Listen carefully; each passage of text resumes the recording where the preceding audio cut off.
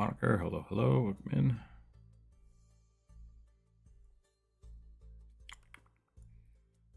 There, move that over here.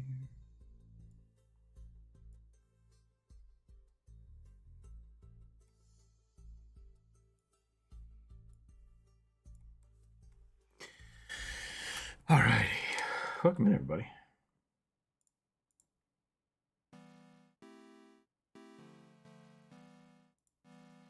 It is Wednesday.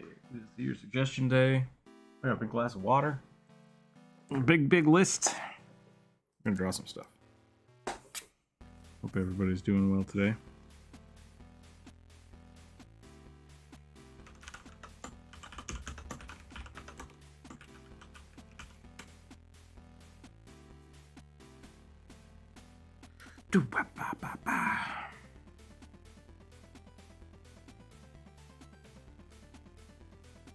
Uh-oh. Why can't I draw? What's happening? There we go. Everything's fine. We're going to start up by drawing a rugby today. Just go from there, like we normally do. Get a little bit of a warm-up going on.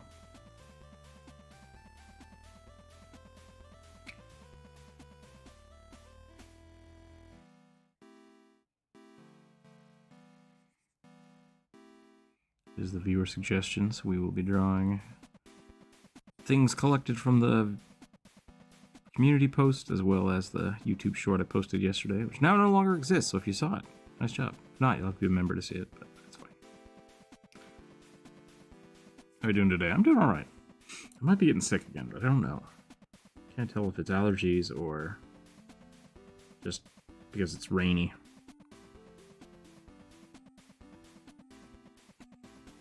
See how we handle today.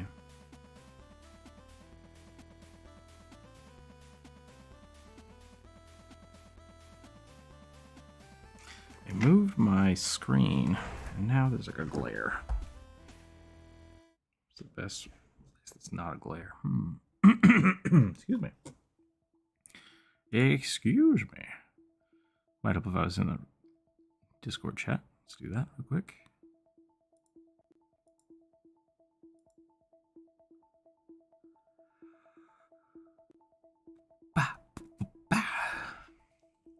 Probably both. Rain brings a lot of stuff in the air. That's true, yeah. It's just kind of funky.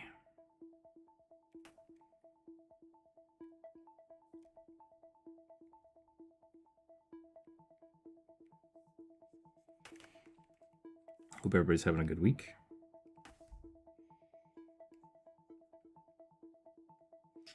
I want to get... We should try something else today. What's up with the pencil? Pencil seems like hot garbage, but maybe not. What if we put a stabilizer on? Nope, super garbage still. There's no pressure sensitivity on the pencil. Ooh, that's better. Should we try that? No, I still don't like it. It's kind of crunchy. Not a big fan of the crunch. Go back to the brush.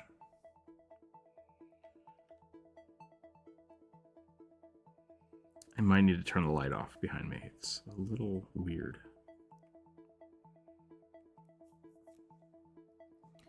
Oh, well.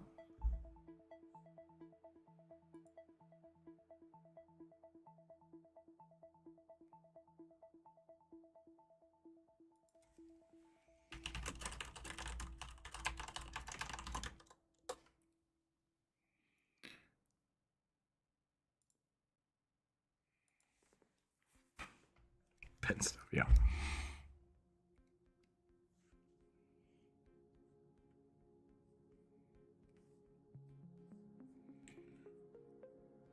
I like drawing rugby. He's fun.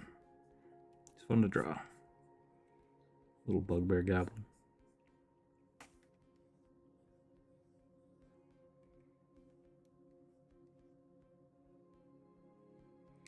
Hopefully today will be a pretty chill stream. I do want to draw some possums, so hopefully we get some super chats. Possums are great.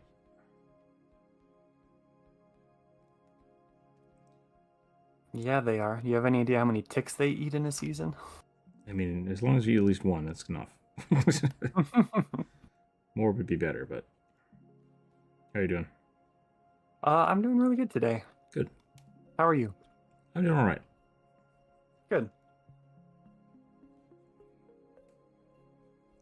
The throat feels a little meh, but we'll see how that turns out. Hmm. I might have just burned myself eating soup yesterday. Maybe that's what I did.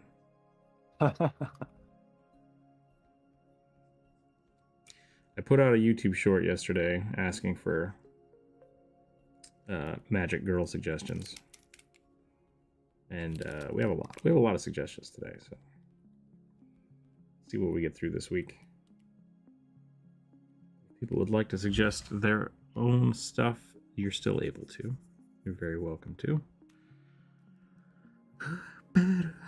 I have so many like meme songs stuck in my head. It's not great.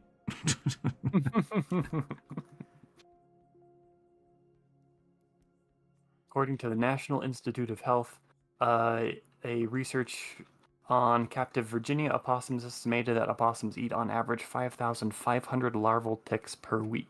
That's awesome. Gotta keep those possums healthy. Yep. Let them live in your attic. Let them live in your trash. Yeah. Let them eat the ticks. We need more possums.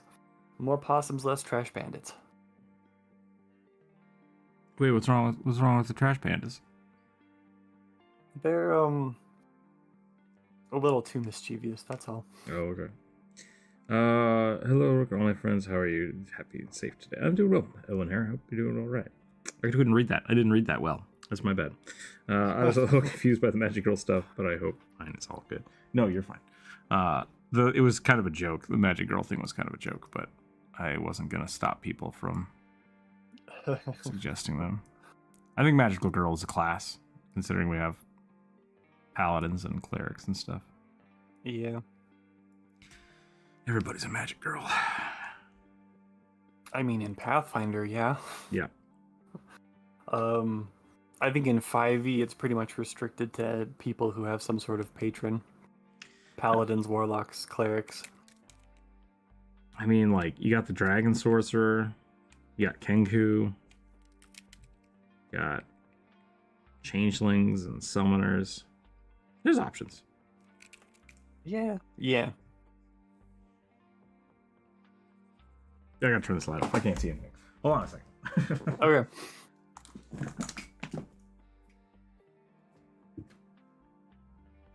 Just saying, in Pathfinder, anybody can have a sugar daddy.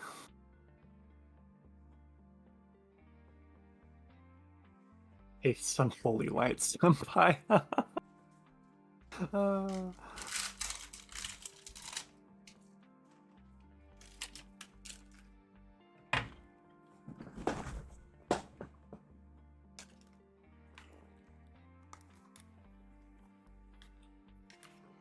Okay. That's better. I think my eyesight's just going to crap. Take some holy light. I'm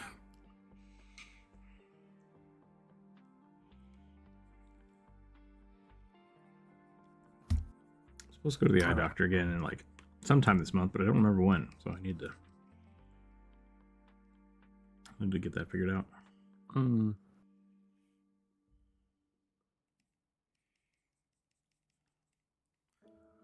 Still waiting on a burly orc magic girl character to show up as a suggestion. I mean, we've done that. We've drawn that before.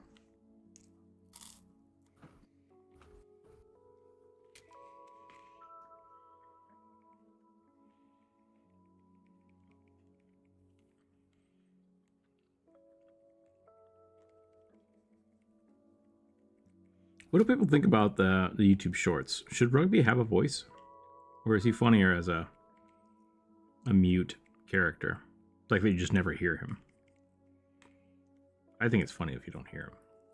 I think so as well. Can't remember is that a silent actor? What's it called? What's it called when you have a character that you just never hear the voice of? Like Link. Or Penn. Penn? Penn and Teller? Oh, yeah.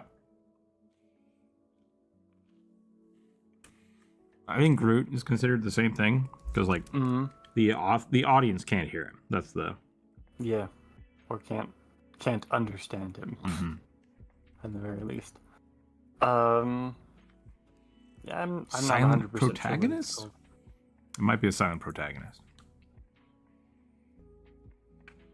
Link is definitely a silent protagonist. Yeah.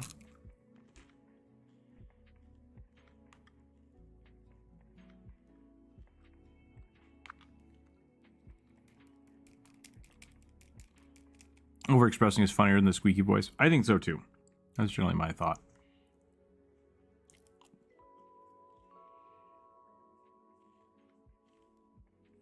Could go either way though, because your skip cat voice is perfect for rugby. The Skipcat voice is kind of good for everything. Yeah. It heavily influenced my our my trash goblin artificer character. I'm trying to think where that voice came from.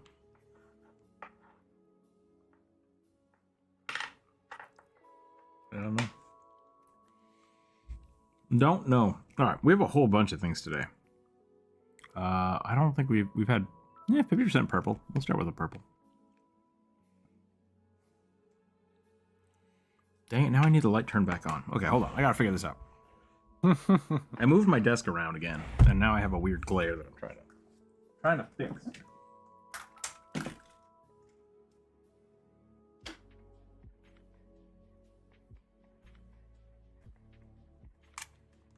But I do also think my glasses are dirty.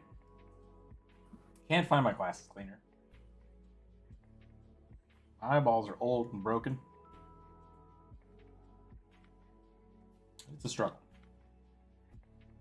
It's a struggle. One of these days I'll get robot eyes and fix everything. I hope.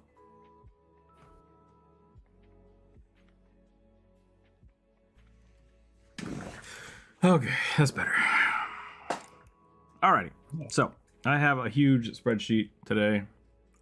Actually, maybe I can do this. Hold on a second.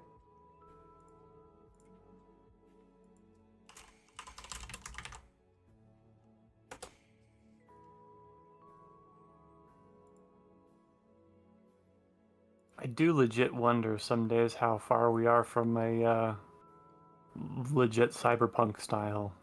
Just body replacement. Replace broken body parts with robot bits. Could be close.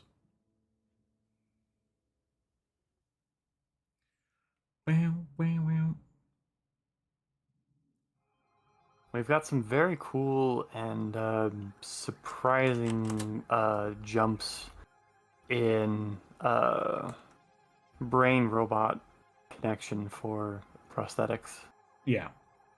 Which is in just the last couple of years, which is very cool to me. I really wanted to work on that when I was younger. Very complicated.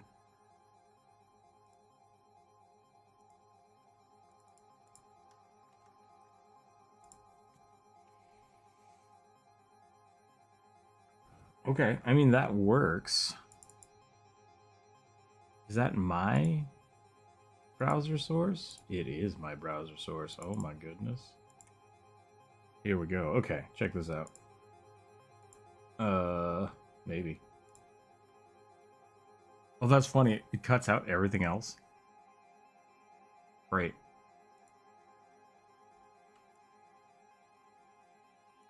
We're doing a thing. Oh boy. Oh boy. Bloop, bloop.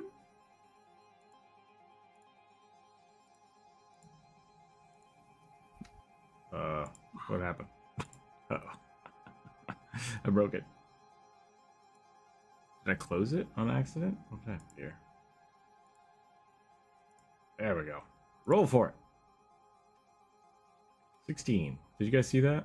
Is that a thing you saw? Yeah. It looks like it still says 4. Yeah, it does look like it still says 4. I see the dice thing up at least, though.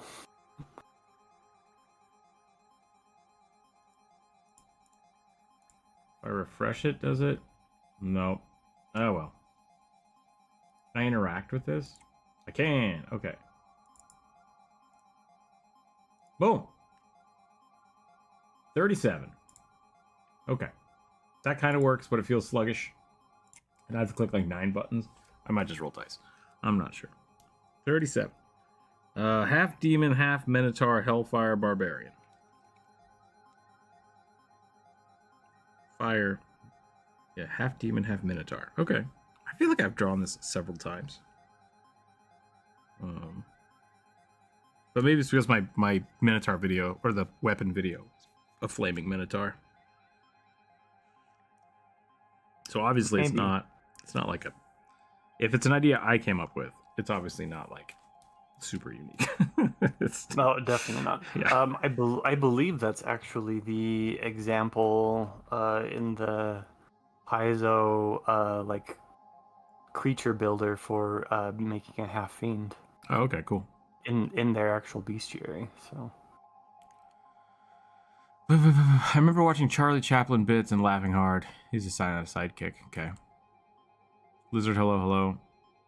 Oh, you didn't miss anything. Having him be canonically speaking in sign language because he doesn't speak common is actually really cool. I mean, does that work? How does that work? Because like sign language is still based on some language, isn't it? That's why you have like American Sign Language is it's based on English, but I believe it has closer to French syntax.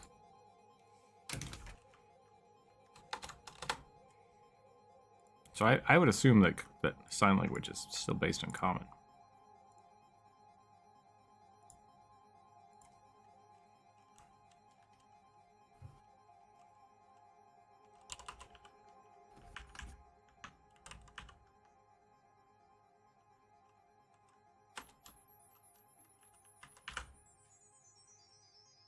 Okay.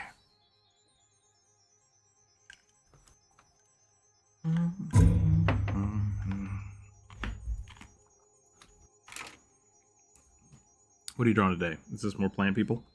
Yeah. I'm not loving it.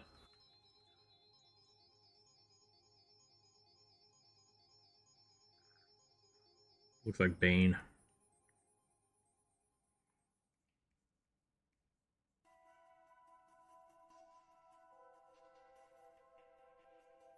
I think because it's a demon, I'm going to make it a skull. Skulatar.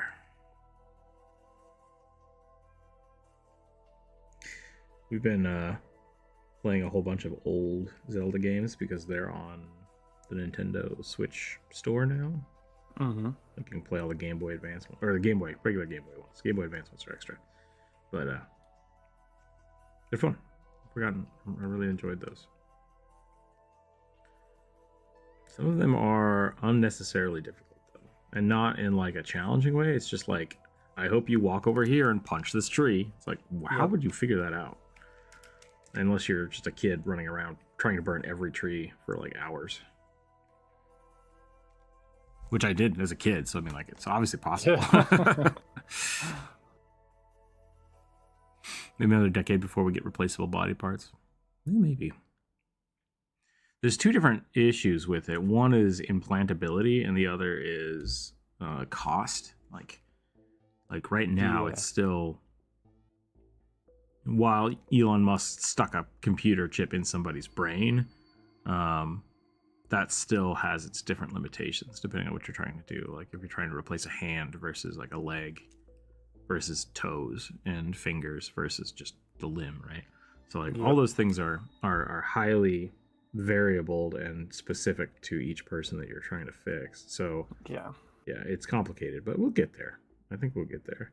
And then it's a matter of whether or not you're just wearing a prosthetic or you're actually like implanting something. Yeah, we are definitely farther than 10 years out from having prosthetic eyes. Probably, yeah. I mean, we've had some things for it, but it's not. Our eyes are weirdly complicated. Yeah, and their connections to the brain is also weirdly complicated. So you could probably get your With the technology we currently have, you could probably train your brain to direct a camera, but getting the camera to code the information and send it back to the brain, we are nowhere close to that. Yeah, especially like getting. You could. I mean, a lot of the muscles, like your eye, doesn't actually control any of the muscles. So that's why a lot of people, if they have like glass eyes and stuff, you can actually it can be pretty good depending on how much trauma is caused when the eye is removed. Yeah. But yeah, like singular focusing and stuff, having a computer do that is going to be real tough because that's feedback, like neural feedback, which is not, we're not there yet. What if we get that? We can do things like touch and sensors and stuff like that, which is getting closer and closer. So yeah, a Bane fry green, yeah, that would be fun. Bane. Old games and puzzles were designed in the context of outlandish ways to pad out playtime because games didn't used to be this long. That's not an old thing. Case in point, they just made World of Warcraft Classic Hardcore, which is essentially what if we made people have to slow down. So yep, yeah, that is classic. What if we walked back all of the optimization and then we just start over? Yeah, audience retention. It is. I get it, and I hate it.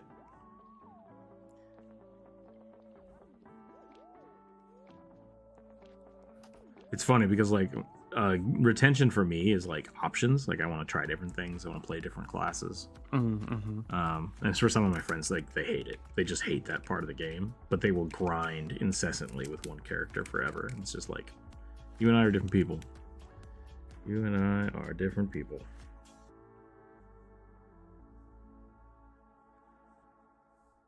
One of my favorite things about Minecraft is how easy it is for me to abandon a world I'm sick of and start a new one. See, I think that's kind of like that's exactly what I'm talking about. Like you still enjoy the like just the grind of it, right? Like so starting a new game is fun. Absolutely. Whereas me, and I really enjoy the early game where progression happens quickly. I've already done that progression, and so it's like I want to start the game as a wizard. And it's like, I can't do that. I'm good. So I'll put things down. No, you can. You just gotta get a magic mod pack. Yep. All right. Today on Rook Talks, anatomy and how to replace it. Yeah, I mean, essentially. I don't think I'm gonna get anything worth keeping out of my plant people warm up today. I'm just gonna roll. Okay. I'm just gonna get started. What am I rolling? D39, however you want to do that. Roll 2d20 and tell me if you roll 40. Okay. 17. 17. An orc that can intimidate the space-time continuum. That's not really a class. Do you want a different one, or do you want to roll with that? I'll roll with that. An intimidation orc? Intimidation orc. Probably barbarian. Yeah. I don't know. It could be a paladin. I'm trying to think. Well, who else gets? I don't think there's any class-specific intimidations besides barbarian. There is. Isn't there Oath of Dominion? Yeah. That could be paladin. The one that gets the maddening crown or whatever. Yeah, I got a friend playing one of those. I can see that. Yeah, so probably, yeah. I think that's the weird thing. Like, barbarians with intimidation makes a lot of sense, but, like, only if you use strength as the intimidation stat. Yeah. So, that's an old argument. Why is my pen so big again? How did this happen? Paladin Oath of the Warp? Conquest is a fear paladin. Okay. Conquest, okay. Let me get set up straight. I basically, like, I always do shirtless barbarian orcs. I'll do a beefy conquest barbarian orc this time. Conquest Conquest Paladin. Paladin. Sure. Yep. Blech.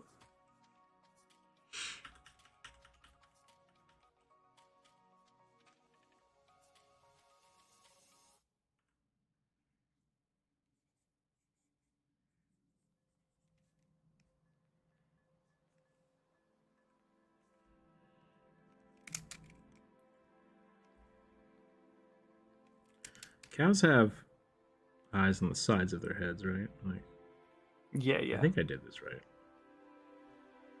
If it's a prey animal, it probably has eyes on the sides of its head.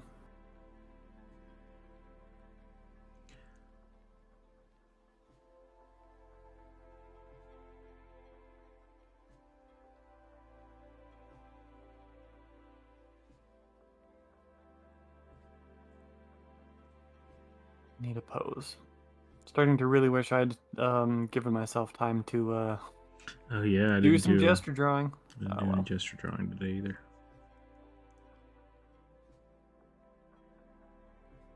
Maybe I should just start getting a list of poses and then start trying to use those. Let chat decide.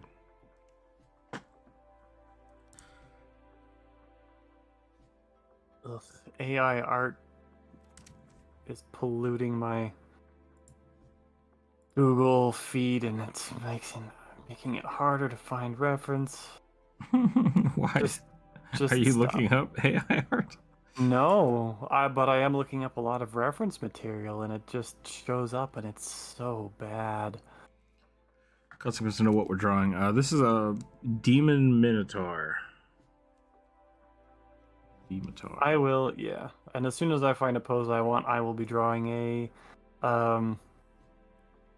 Oath of Conquest, Paladin, Orc. Rook just posts the Pantone booklet. Is there a... like all the colors? Is that what you're talking about? Or is there a pose for Pantone? Does Pantone make a pose booklet? Warhammer crossover paladin class that smites with physical damage and incites demons to attack with different effect. Oh, that's the Oath of the Warp. Interesting. Batman might be a conquest paladin, inquisitor, rogue, battlesmith fighter. One or all of those things. DC Comics likes to make all their characters a little OP, which is fine.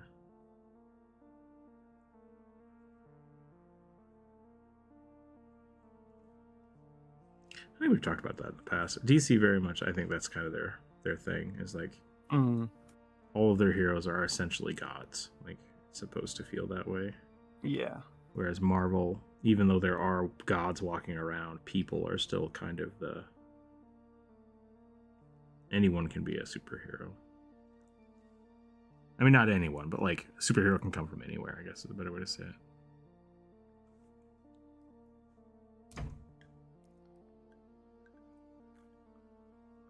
That's a lot of bubbly muscles. Yep. It's terrible. I hate it so much. Damn AI. Batman is a good shot, though. I think I'm going to look at Batman for reference for an intimidating pose. Is it horrible, or is it what it is? I don't know. I think AI art being an art form is just like Instagram photography. Because everybody can do it, there's going to just be a lot of garbage. But I do think eventually there will be people that can make really cool art with it. Like there's a few music videos where people are like making surreal environmental things with it. And I think that's really cool because that's kind of its own thing that like I would never want to do that as an artist. I would just like it's the time to get that kind of like what's the word? Fractal creationism is just like that's not possible by a human. So that kind of stuff I like. Like I like the like things that just aren't feasible for human generation. Like it's gonna be a cool tool for that. But that's a very, very niche art art section, which, I mean, people have been doing that with mathematics and fractals for a while anyways. Now you can just have that and use that for bases. Suki, what are we drawing? We're drawing a demon minotaur and intimidation barbarian? Yeah. Intimidation paladin orc. Yeah. It's like weirdly normalized in the Marvel universe. Like, it's a normal thing to just see Hercules walking around the street. Yeah, that's true. That is kind of a weird side of it. I don't know where to put my freaking... Can I move this over more? Oops. I don't know what that was. Well. I'm struggling today. Good. Glad I'm not the only one.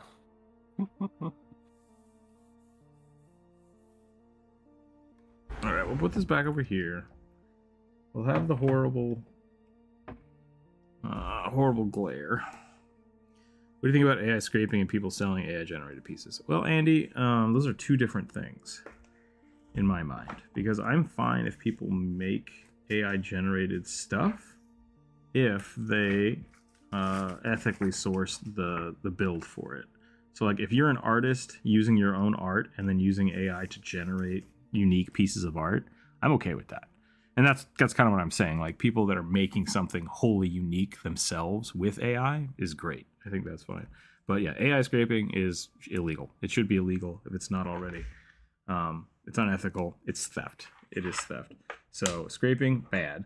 And then selling things with AI, that's really, it's like its own market. So if you're scraping and selling, then that's super bad. Does that make sense? Like that's kind of the epitome of art theft. Yeah, if that's something you're doing, that's the equivalent of taking a camcorder to a movie theater. To movie theater on opening day of a big blockbuster, and then selling your pirated copy. Yeah, it's essentially pirating. So I remember file editing art. You would edit files and add glitch effects. I remember doing that in high school during class projects. Yeah, and that's really cool. But once again, like you should be using your own art, right? Like that's the fine line. It's the same thing with like filtering. And when Photoshop became more prevalent, there was a lot of people that would just take art, like famous art, and just filter it and be like, I created this. It's like, not really. Like, and that you manipulated it. You manipulated it, yeah. And so like I think AI manipulation, that's gonna be a thing. Like AI quick generated concept art is gonna be a thing, just like kit bashing and photo bashing are a thing. And you just have to sell it for what it is. And like kit bashing, when I remember when, not kit bashing. Kit bashing's been around forever. That's where you take like little model kits, model kits and airplanes and bash them into something else. They did that in Photoshop, which is what a lot of concept art was about 10 years ago. And initially, people were like, that's not art, myself included. It's like, you're taking other artists' shit and you're, like, I put this Halo helmet on this Marine concept art. And it's like, okay, that's theft. But then what people started doing is they made a whole industry around, here are all these ethically sourced pieces, like tractor parts that I've taken pictures of. Like, these are all my photography things that I've cleaned up so people can use in photo bashing. And it's like, that's awesome. That's the same now as like Photoshop brushes, right? So there's definitely ethical ways to do that kind of stuff and ways to make money off of, people utilizing the tools. So yeah. I think it's just it's all about how you use it, how you sell it, and once again, like the people that are doing that were doing that kind of photo bashing, the big issue was people would show up in like ArtStation and just be like, I made this, and it's like, this is photography. Like, what are you doing? This isn't art. And they're like, yeah. And so you really have to be honest about that stuff. So if you're making AI generated art, you can show it to people and talk about it and use it for things, but like you need to tell people that, I used a program and I used this program, and hopefully where the art came from that it was taught off of. It doesn't make sense to me is why the Avengers need Black Widow and Hawkeye. You're telling me that all the heroes in New York City, the spies that kick well, and the archer of the modern day are your best choices. Yeah, that's kind of what I'm saying. With Marvel, it's less about them being gods and more about them just being who they are. Like, their humanity is important. And so the thing that makes Black Widow so like essential isn't like her strength or combat ability specifically, although she is really good at that. It's her training in espionage, right? Yeah. Like, Spider-Man is not a spy. He is not a trained spy. He does not intentionally get himself in the situations that Black Widow does. He doesn't know how to interrogate somebody, etc., etc., etc., right? So it is about skill sets. Yep. And yeah, like Rook said, it's about people being themselves and how them being themselves fits the situation. Because really, I mean, at the end of the day, all comics would be ended with, and then Thor showed up, and then Superman showed up, and so you really gotta look at that kind of stuff. Stan Lee really wanted superheroes to be a social commentary, and talk about important things, whereas DC has been a lot about like power fantasies, which is great. Like they're both good. Have you played D&D? What?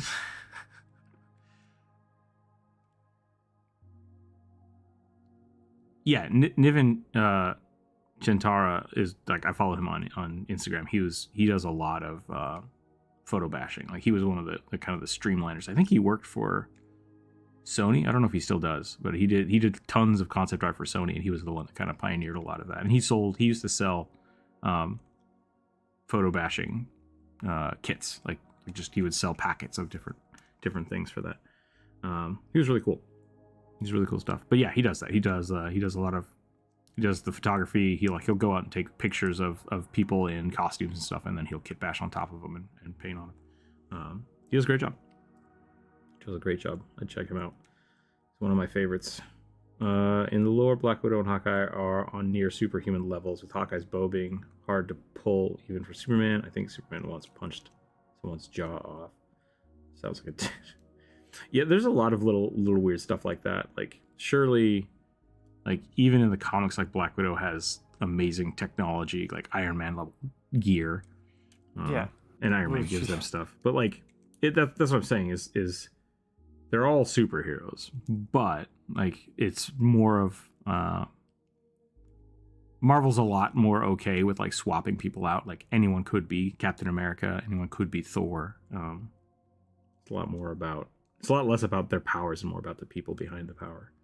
And whereas DC very much is like, Clark Kent's kind of a nerd, and it's like, okay. Like, it's the same thing. Like, Batman is Batman and Bruce Wayne is the secondary, whereas Spider-Man is also Peter Parker, and Peter Parker has to deal with shit. So there's good examples. Like, there have been good comic writers on both sides, but that's my general feel for how I kind of look at the two different models. I remember Stan Lee said that Thor was introduced because the Hulk was so strong, so adding a god meant man can't overcome God, which started a pissing match. When he said that, yeah, I bet so. They can't give Peter a break. Yeah, Peter gets railed on a lot. That's yeah. They talk a little bit about that in the new Spider-Man movie, which I dig. The Across the Spider-Verse, it was good. Liked it. Yeah. I'm upset that it's a 2 movie, but that happens.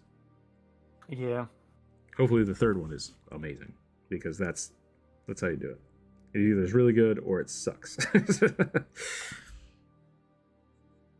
We'll see what happens. I can't remember what this guy was supposed to be. Paladin? Barbarian? No, I'm doing the Paladin. Yeah. What's this supposed to be? I don't remember what you were doing.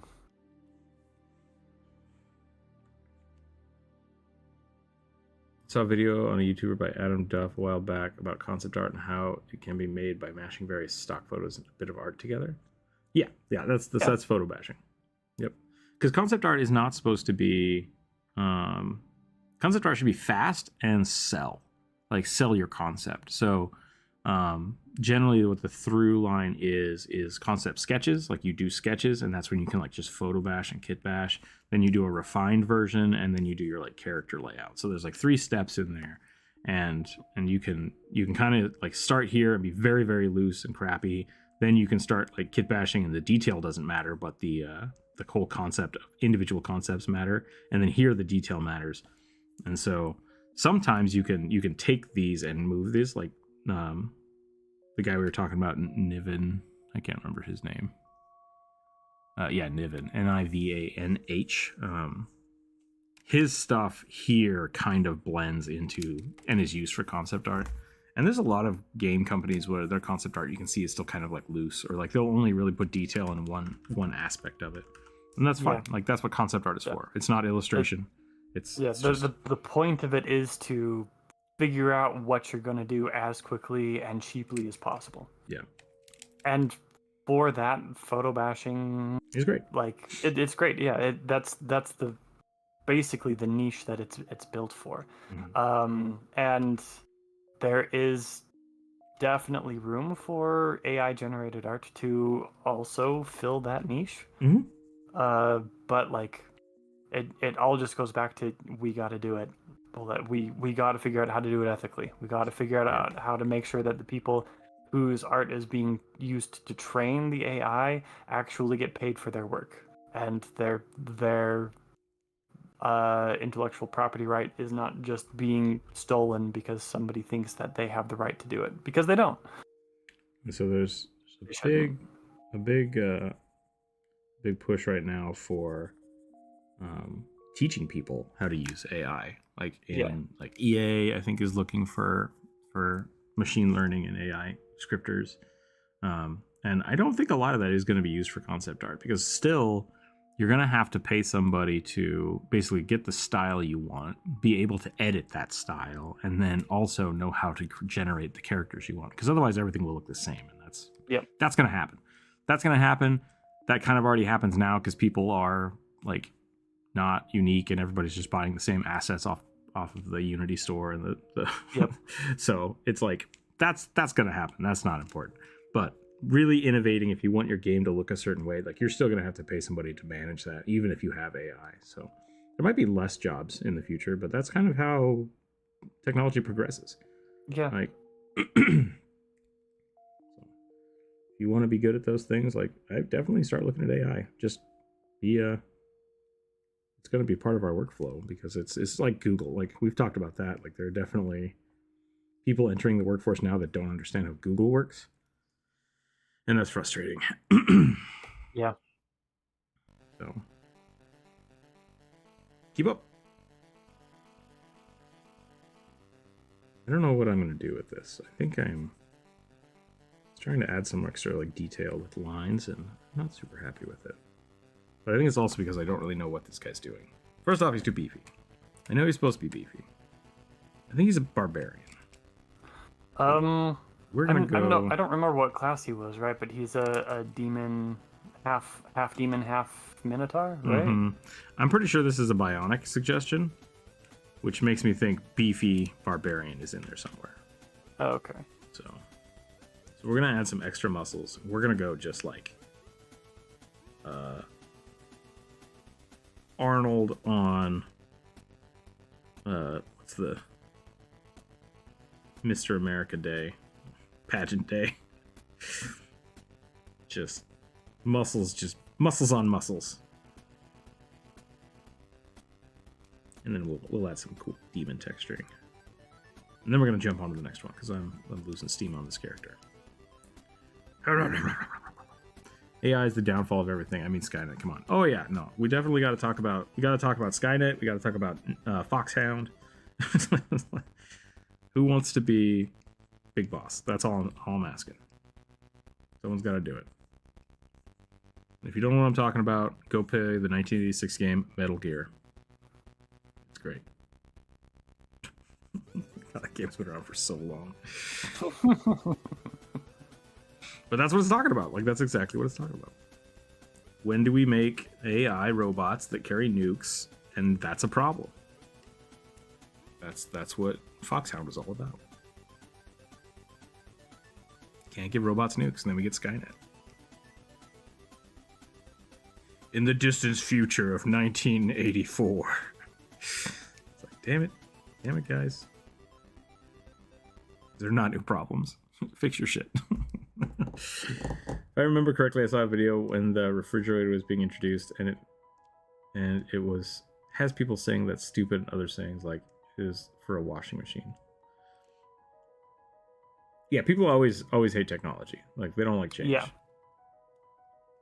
It's the same thing with literature. A lot of the literature people have a hard time with and want censored. It's like it's not because there's anything actually bad in it. It's that it promotes a level of knowledge or progress that frightens people in some way. Same thing with art. People have like always push back against art. Yep. This cubist bullshit. Fueled the whole game industry. Okay, I'm done with this one. I gotta move on. Alright, here we go. 10, 12. Okay. A star druid, Owlin, who's on his 20th cup of coffee. What is a star druid? Is that the constellation thing? Yeah, I think so. Okay. What? I love technology. Oh, Palmon, you're not everybody. I remember that. However, I do have some nitpicks with some of the content that's prevalent on the internet. Yeah. So you are in that group then. There you go. Everything that's made is not for everybody, but everybody that makes stuff is trying to sell to everybody. So that's just the way it is. Your problem is not necessarily a problem with content, it's a problem with capitalism. Yeah. Can't scroll through Facebook without a porn ad. I would suggest learning how incognito works. Yep. So your browser doesn't get flagged. We're all Sons of Liberty now. Hell yeah. There you go. I'm down. Sons of Liberty. Is that a that's a Fallout joke, right? No. That's Metal Gear. Oh. Sons of Liberty were it was basically supposed to be the thing fighting back against the shadow government, but it turned out it was just AI. Oh. It was AI fighting itself because that's what it figured would be the best way to keep itself alive. It's really convoluted. Oh. Metal Gear is hard to follow. Brotherhood of Steel. Yeah, Brotherhood of Steel is Fallout. Gotcha. Okay.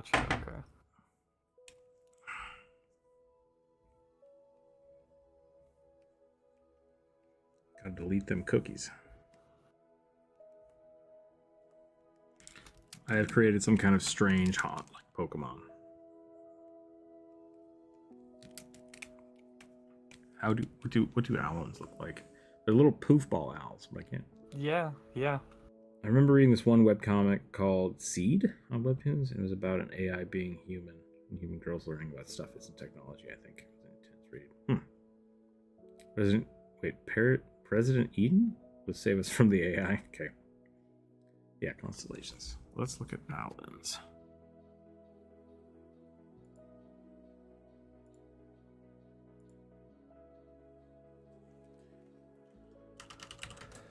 The internet is for porn. And I mean like everything else too, but mostly for porn. Yeah. Very few things are not for porn.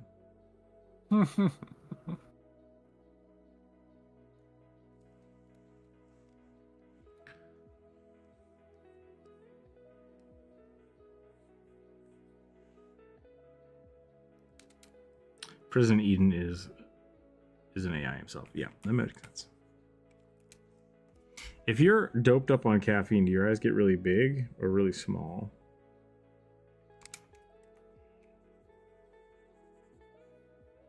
I'm not sure. What was the class on this? Star Druid. Okay.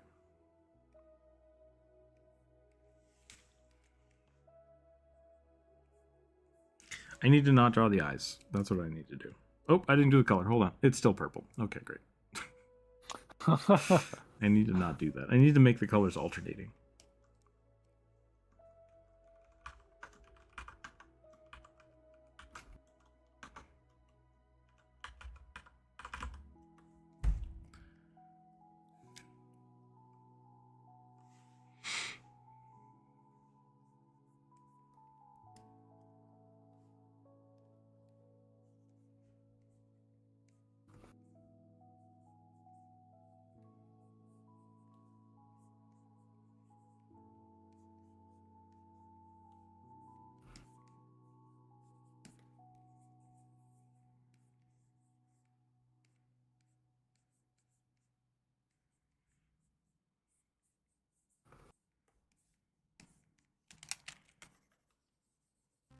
This is gonna be like a weird rugby twin.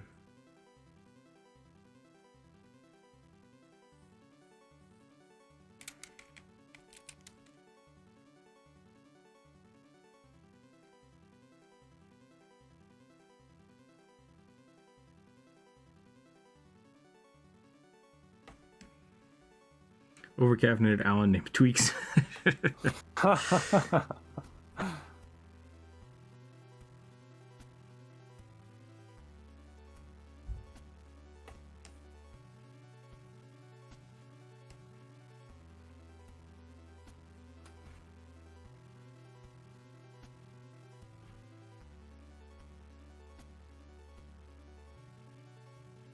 I need a good picture of a constellation druid. I don't know what that should look like.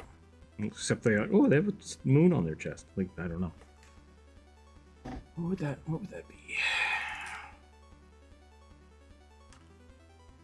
What is that called? Star druid?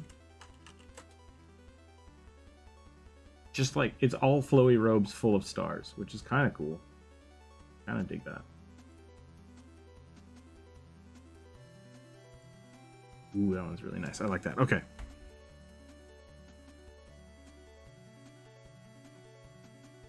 Mantles. It's all about mantles.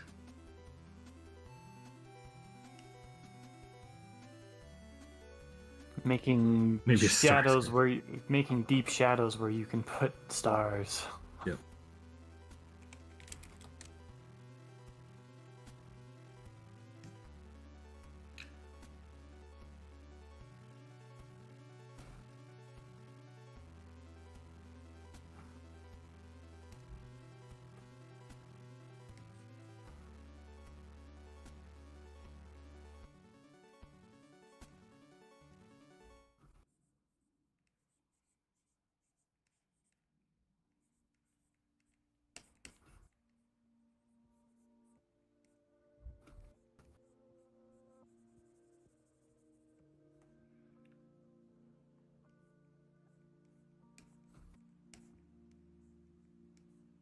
I gotta stay up late and see the stars. Bah!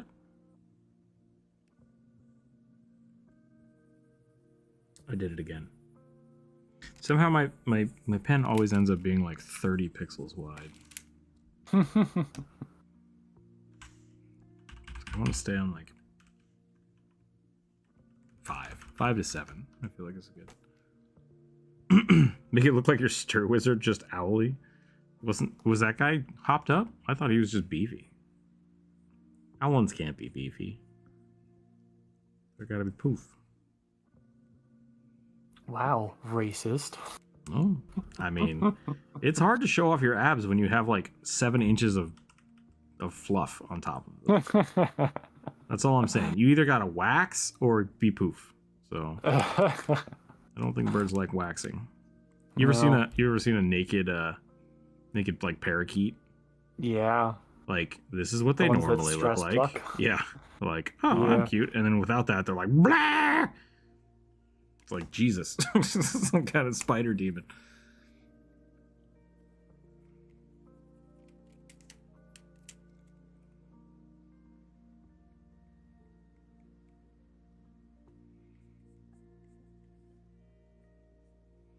Yeah, little emotes. We do have... Oh, I forgot to see if I could add those... Add the Pop Rugby emote to YouTube. I forgot how to do that. We do still have this one. This one works, right? Is this actually emote? It does not. Well, that's sad. Okay. We did add those to the Discord, so if people want Pop Rugby, just have to become a Patreon or YouTube member.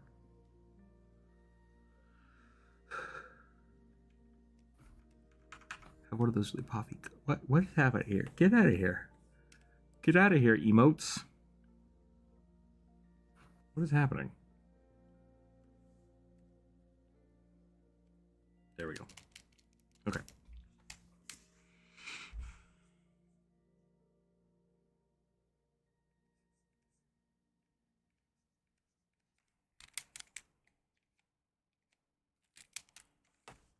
There, I found a grumpy face. Good. Took me a bit. How's your orc coming?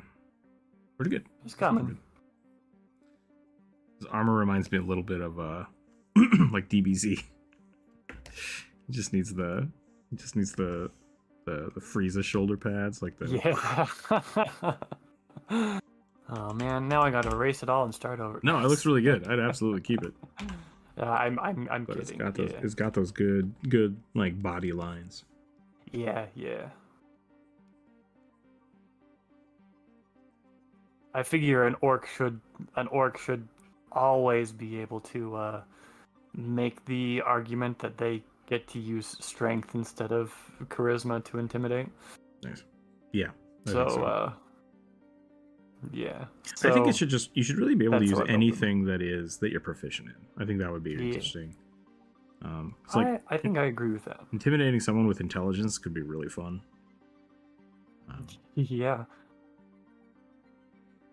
I think intimidation and deception should be versatile, right? Like, because like, so sleight of hand, if deception could be dex based, I would say sleight of hand just doesn't need to exist, right? So like, you could still do dex checks for like lock picking, yeah. But if you wanted to make a deception check using sleight of hand, it's like those are just synonymous then at that point, because you're just like, yeah. Like I think there's definitely an argument to be used for a lot of different things, and like a good example of that is like Jester using performance to do a forgery. It's like, should it be performance? Should it be a sleight of hand? Should it be intelligence? Like, all of those things come into play when you're using a forgery kit. So I definitely think like, which one do you choose, I guess, is the question. Like, which is the definitive one for you? And that's a really hard thing, because like, you don't ideally you would have I would have my players make a bunch of checks and then like that's true. take an average, but that takes a long time, especially if you've got a lot of people at the table. Mm-hmm. And it's usually best not to bog down the game. So in some ways I like respect the 5e boiling everything down, and in some ways I think that it was like, some situations it just doesn't quite work out perfectly. Gee, fool. You know what? Let's actually write that. That would be funny. Not to be confused.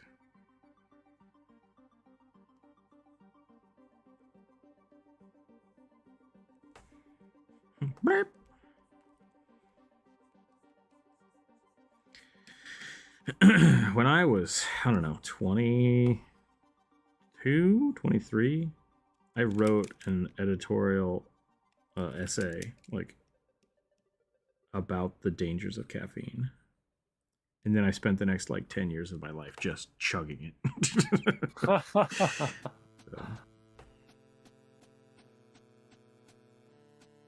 That it's fine. I know enough about this to do it well, sort of mentality. Or sorry, pal. I just saw that. Once again, if you're typing in Discord, I have a hard time seeing it because I'm looking at the other chat. But I will add that Shadow Monk to the list.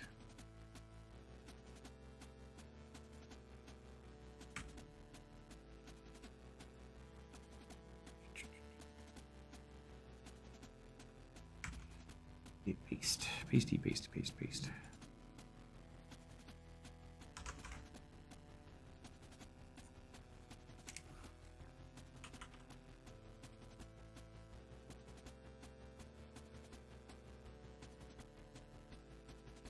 Hooty hoo!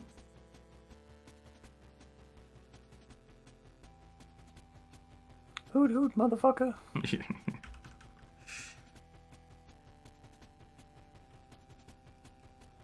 There's just something funny about a, like, very disrespectful owl. Yeah, seriously.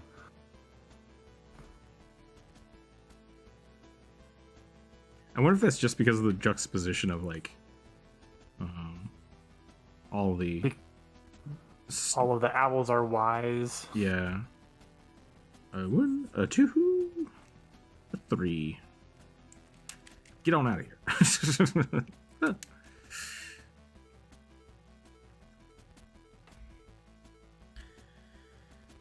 Maybe the feather fluff could give it an illusion of beefy hooters. I don't know if that's I don't know if you meant to write it that way or if I read it wrong. A beefy hooter. Yep. And it could.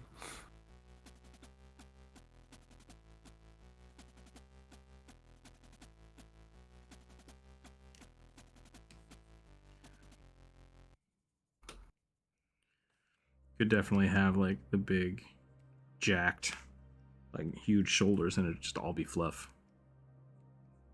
Be pretty funny.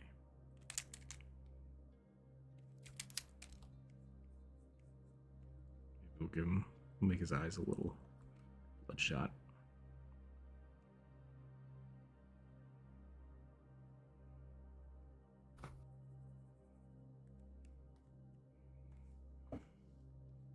Shake a little more and then we'll probably call it.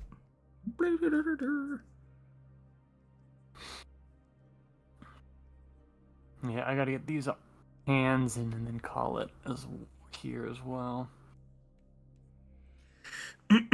Makes you think, what would hybrids be good at? Like orcs and dwarves, what kind of checks would they get with what you said? I mean, I don't think it's specific. You could still use strength and charisma for your intimidation checks. Yeah. Like, you absolutely could. I'm just saying it should be expanded a little more. Like, I think certain roles, like intimidation, should really be, like, based on what you're doing. Like, you have to explain how you're intimidating somebody. Or the base is just general charisma. Like, that's fine. I get that. It's generally how I roll my games. But it's like, if you can make an easy argument, like, I have 22 in strength. I'd like to roll an intimidation with that. It's like, yeah, that seems like something people might be intimidated about. Like, my biceps are bigger than their whole fucking head. I want to imply that I'm going to crush their skull with my hand. Let me roll strength for that. Do you know that half of the bones in your body are in your hands and feet? It's so good. I could tell you that I'm going to break every bone in your body, but why would I do that when it's so much more efficient to just say, I'm going to break half the bones in your body? Yep. All right, there's my... I was going to say coked out owl. Too much caffeine. Lots of Coca-Cola. Oh, that's what you meant by coked out. Gotcha. Okay. You got that G Fuel going, yo.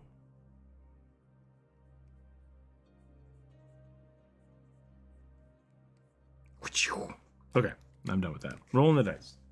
The McElroys, listening to the McElroy brothers has ruined me. I can't hear like G Fuel or Gatorade references without immediately thinking of their bit.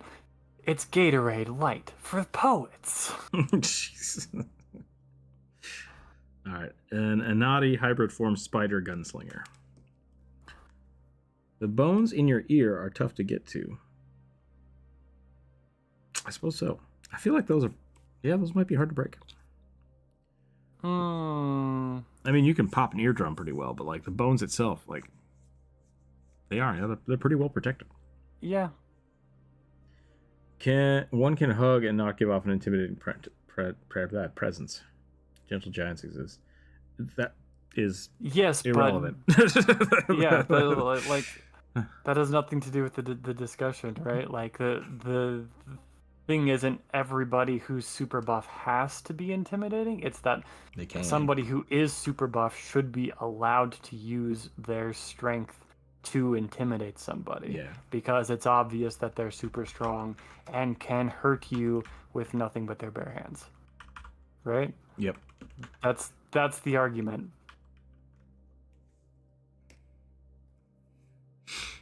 Don't conflate can and has to be. What was which is one? Bleer. What was that drawing? I don't know. Got it. I figured it out. I don't even remember you announcing your new drawing. The spider. It's a half Spider. hybrid form Anati gunslinger. Nice. Oh, I do remember you saying that now. Love to hear second edition Pathfinder stuff getting done. Anati are really cool, actually. I like them. I like the concept. I definitely like a spider, like a race of spider people. I don't like the way they're drawn. That's fair. Like, what if we got rid of everything that is spiders except the legs and just made that the body? It's like, but what about the body? Like, what?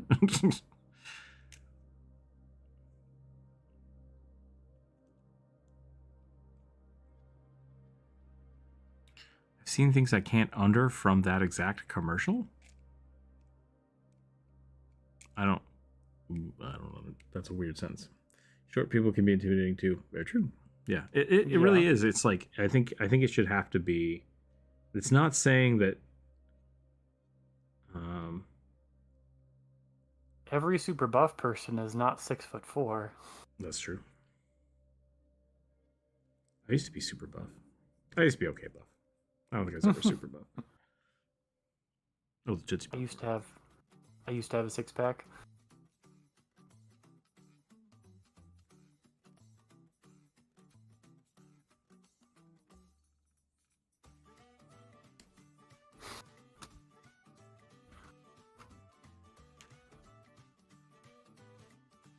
I thought you said naughty. What?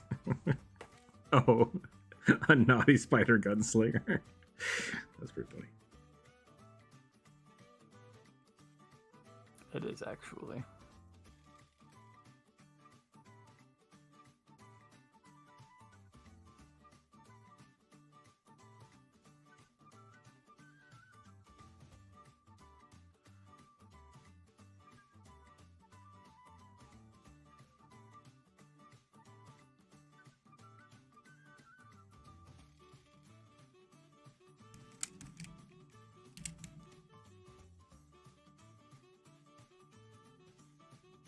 I think that's as much as I want to do on this.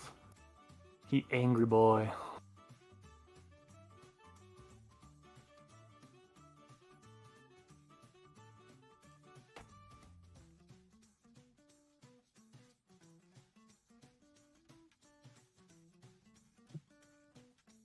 Not enough gunslingers with rifles. Truth.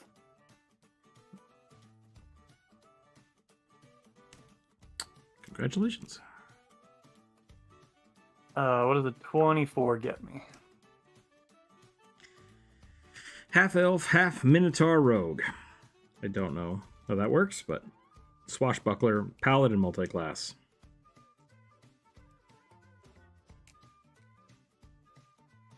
There's a lot going on here. Pirate using the stars and weather to traverse the sea, very big on thunder. A thunder... Half elf, half minotaur rogue, which I think is just a minotaur. Like, that's not how that works. Unless you want to do like a half elf with horns, maybe. Yeah, I'm thinking more of a Almorph person more than full on minotaur, probably. Swashbuckler paladin. Swashbuckler, essentially a pirate. Yeah. Yeah. Smite pirate. Smite pirate cowboy. Yep.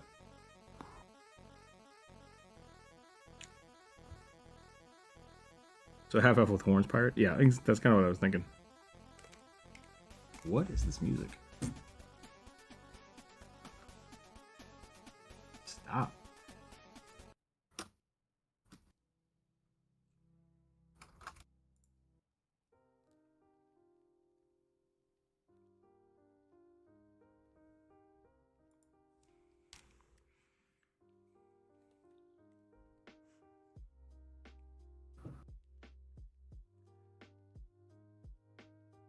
The one kobold, hello, hello.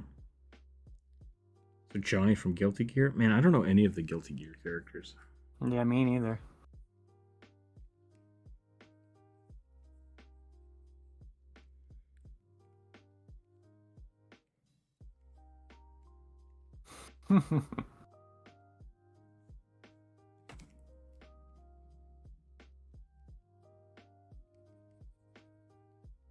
Let's see. I'm thinking I do want to do big ol' horns. So pirate hat's probably gonna be a no. I guess I'll do a bandana.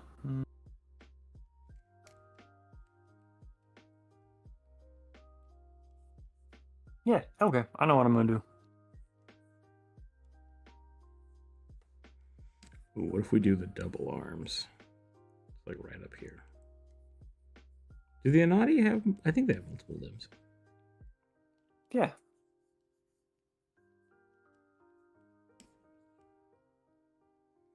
Do the poncho. These ponchos are awesome.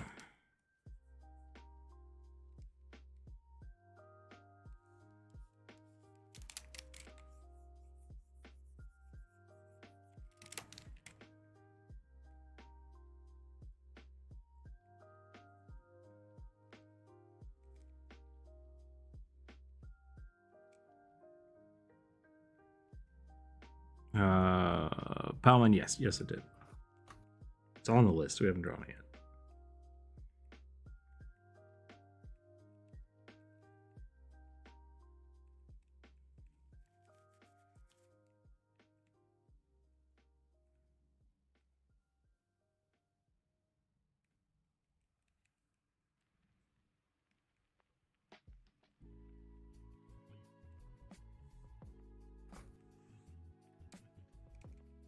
Why not just say tiefling or satyr? That's true, yeah. It is essentially just a satyr.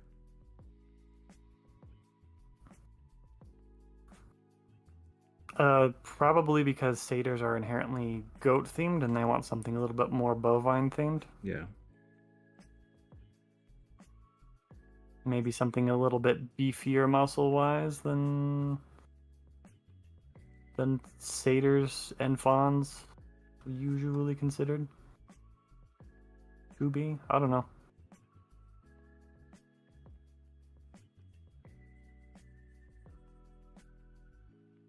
Considering they're a swashbuckler paladin, I'm assuming there's some min-maxing going on, so...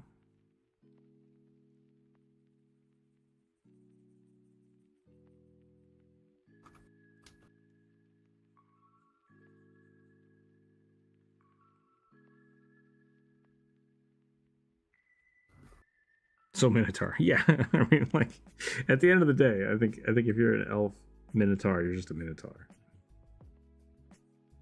It would be interesting, like, if you did like an orc Minotaur. Like, I think the only difference would just be bigger, right? Like, I think it makes you a Minotaur, not like a the hell is it called? Usually wouldn't be a tiefling. It wouldn't be a tiefling because you're not an outsider. Cowfolk, I guess.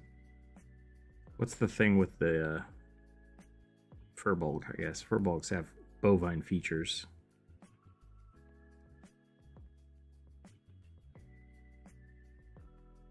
Centaurs, no, not the direction. A bovid.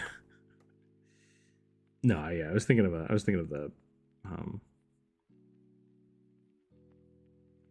I forgot the name again already. I just said it. Wow. Anywho.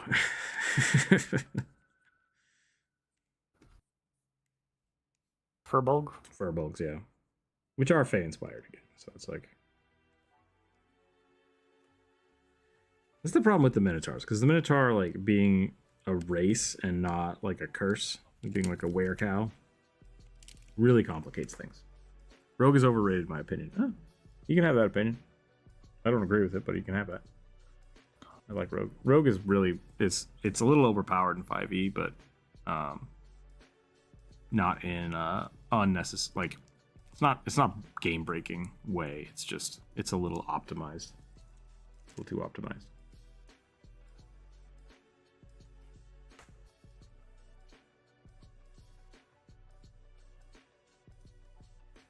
And the second edition Rogue is Pathfinder is maybe a little bit under optimized, but it has been.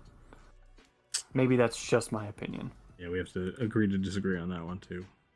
I feel like they're mostly a skill mule and not quite as viable in combat. See, and I think it's just that they are too skill heavy in 5e and Pathfinder, and so going to second edition where I feel like they're pretty well balanced, it feels like they're under functional. It's like, no, they're just not broken anymore. Did the have you seen one actually played in 2e yet? I haven't yet. No, I haven't. Okay.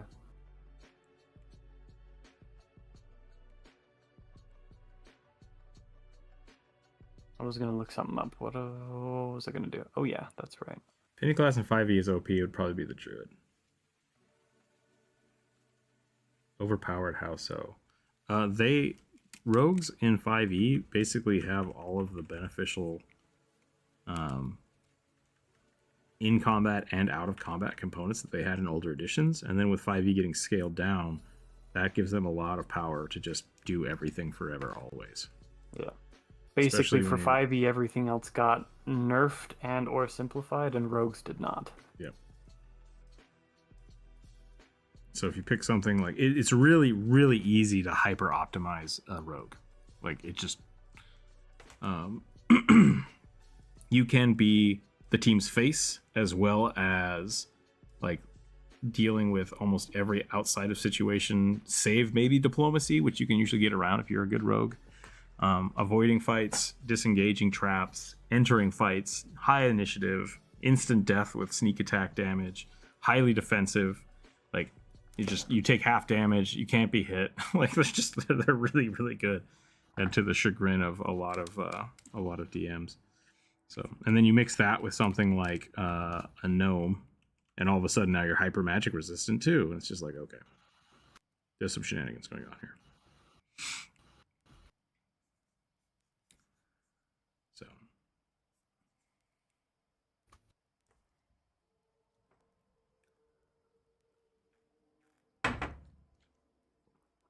it's not Rogue's problem that they crammed all their skills into decks. Yes, that's exactly the problem. Like, yeah. Don't take it already. Don't take it personal that I'm saying they're overpowered. I think a lot of people do that, and it's just like, ooh. It's like, no, it's fine. I'm still trying to get people to use Constitution as a casting stat, and that's going to be broken as balls too, but I think it'd be fun.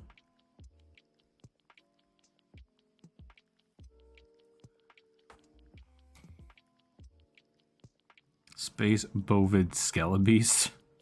That's funny.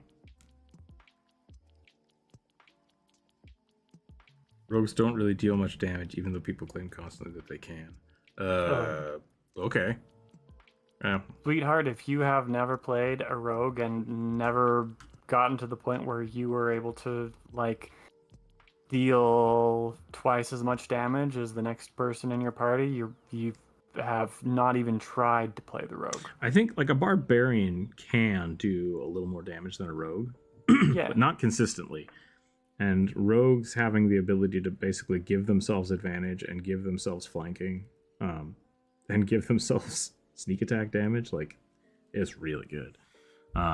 Especially with your ability to switch between ranged and not ranged, like on the fly, and still maintain that. That's really good. So, Deep Dome rogues are great fun. Yeah, they're very powerful. Very powerful. Any casters, for example, trumps rogues. I don't agree with that. If you're talking about damage-wise because of AoE damage, maybe. Like, that's fair. That's a fair comparison, because, like, it's hard to keep up with Fireball. But, yeah. You cast Fireball, and the boss resists it, and then the rogue just kills them. Like, that's generally what happens to me. Utility-wise, too. Yeah, I don't know. I don't agree with that.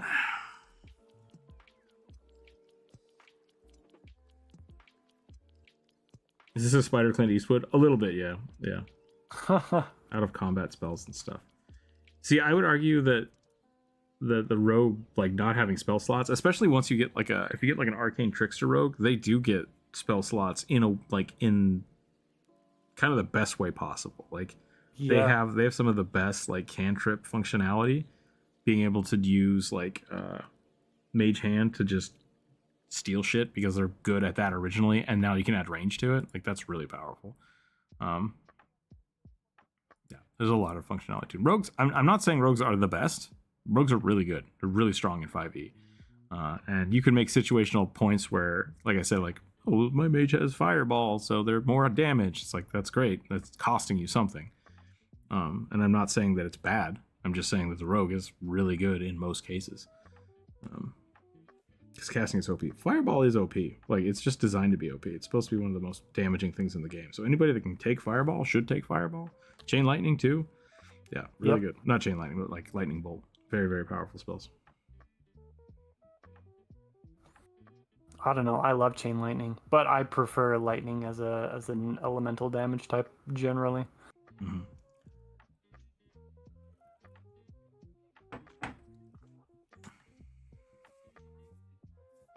Yes, I mean you're essentially trading a battle axe for sneak attack damage, and that's what I'm saying. Like, if a barbarian with reckless, like a reckless attack, which giving themselves advantage, and critting can do, especially if like an orc with a battle axe, where you're getting like, and brutal criticals, you're getting like 3d12 damage, like. That's good. Like, that's like 60 plus damage on a crit, on like a really good crit. And that's at low levels. So yeah, a rogue is only going to be able to do, 12 to 20 damage low levels per hit, but like, it's consistent enough that you can do it a lot. And then even inside that, you're not giving yourself disadvantage on attacks with recklessness. You're doing your stab and then vanishing. Yeah. There's and a lot. It doesn't cost you anything. It doesn't cost you spell slots, which means that when the caster, like, if you're in a slogfest, the caster runs out of spells, the rogue is still doing the same amount of damage. Yep. Nethir's Mischief? I don't even know what that is. What level spell is that?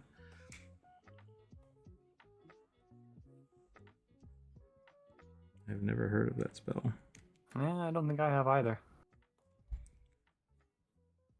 So yeah. Also, if you do want a rogue that can cast spells, dip Warlock. Yep. And you're other crazy strong. OP thing in this game. Yeah. And look at that, you're crazy dip strong. Warlock. Yep. Also, the DM, without getting the reference, greenlit my arch enemy being a teenage elf arcane trickster who wears spandex. That's funny. Rogue is a scalpel. Yep. Well, fighter is a hammer. Barbarian is an axe. Yep. You have to use all these things pretty much applied. I think so. Yeah. Comparing marshals to spellcasters is comparing apples to oranges. Yes, casters do more damage, but marshals never run out of weapon slots. Exactly. Yeah. I definitely don't think. And it's a lot situational too. Like, if you have to have physical damage, then all of the fighter and rogues and barbarians just suck. And if you have somebody that's immune to your fire magic and you're a fire mage, well, then you aren't going to do well that fight. So like, you really can't compare.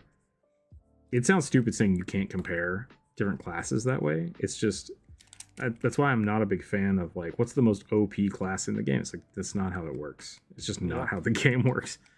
What are you going up against? What's the theme of your campaign? What's your metrics for success? Because if it's just highest damage, then yeah, like your barbarian's going to be really good. If it's functionality, like the wizards are going to be pretty good for supporting. Like, and that's one thing people used to just trash on rangers for, is because if you pull a ranger out of their ideal situation, they're just garbage.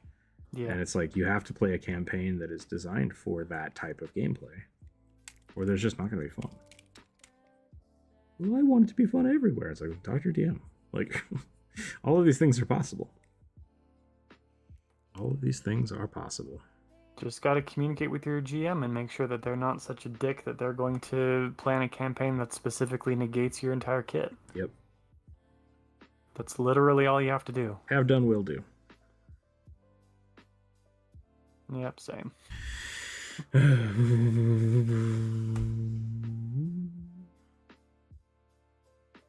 Yeah, that one, Kobold, like that, I think you're working yourself into a rage. so I would say you have a lot of claritives on there that I would just, most games the casters will never run out. Like, it really depends on your game.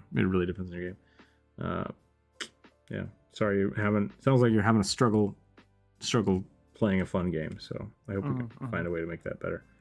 But also, my first project back into blacksmithing is making something blurred. Oh, like blessed and cursed.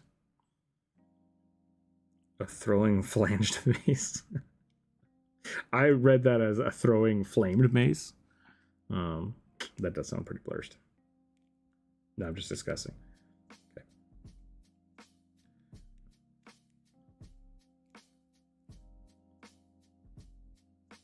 Makes me think that a good beginning class, like one that's just easy to play overall. What's a good beginning class? I mean, fighter is really good if you just need to learn the mechanics of the game. Yeah. Because you aren't like everything is just it's a button. It's a button press.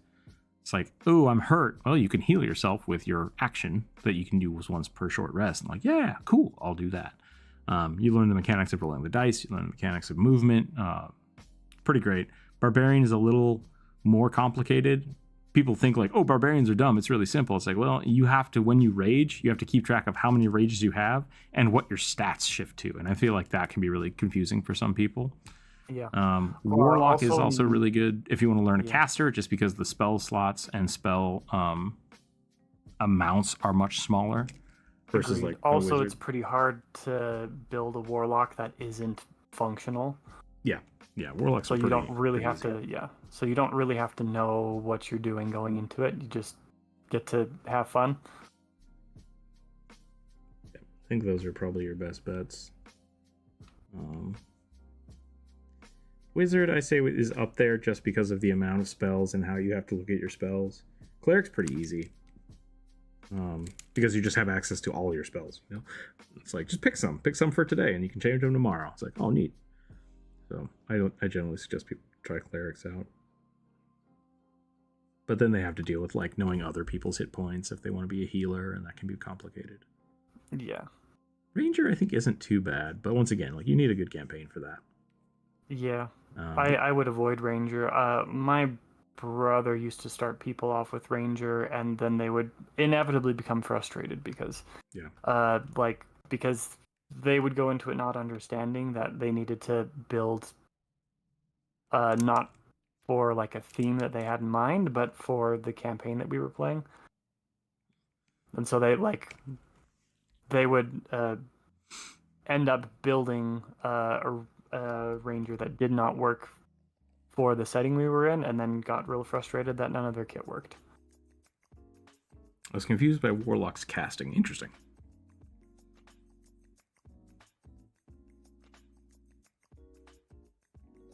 Begin on a short rest, amazing first magic users. This is important for the first timers, though, communication with the GM. Yeah, I mean, that is really important.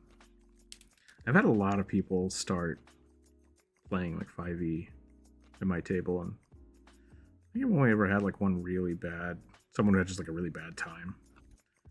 And they weren't really into it. They were kind of mad at me to begin with, so it doesn't matter. They weren't there to have a good time. They just roll along for the ride.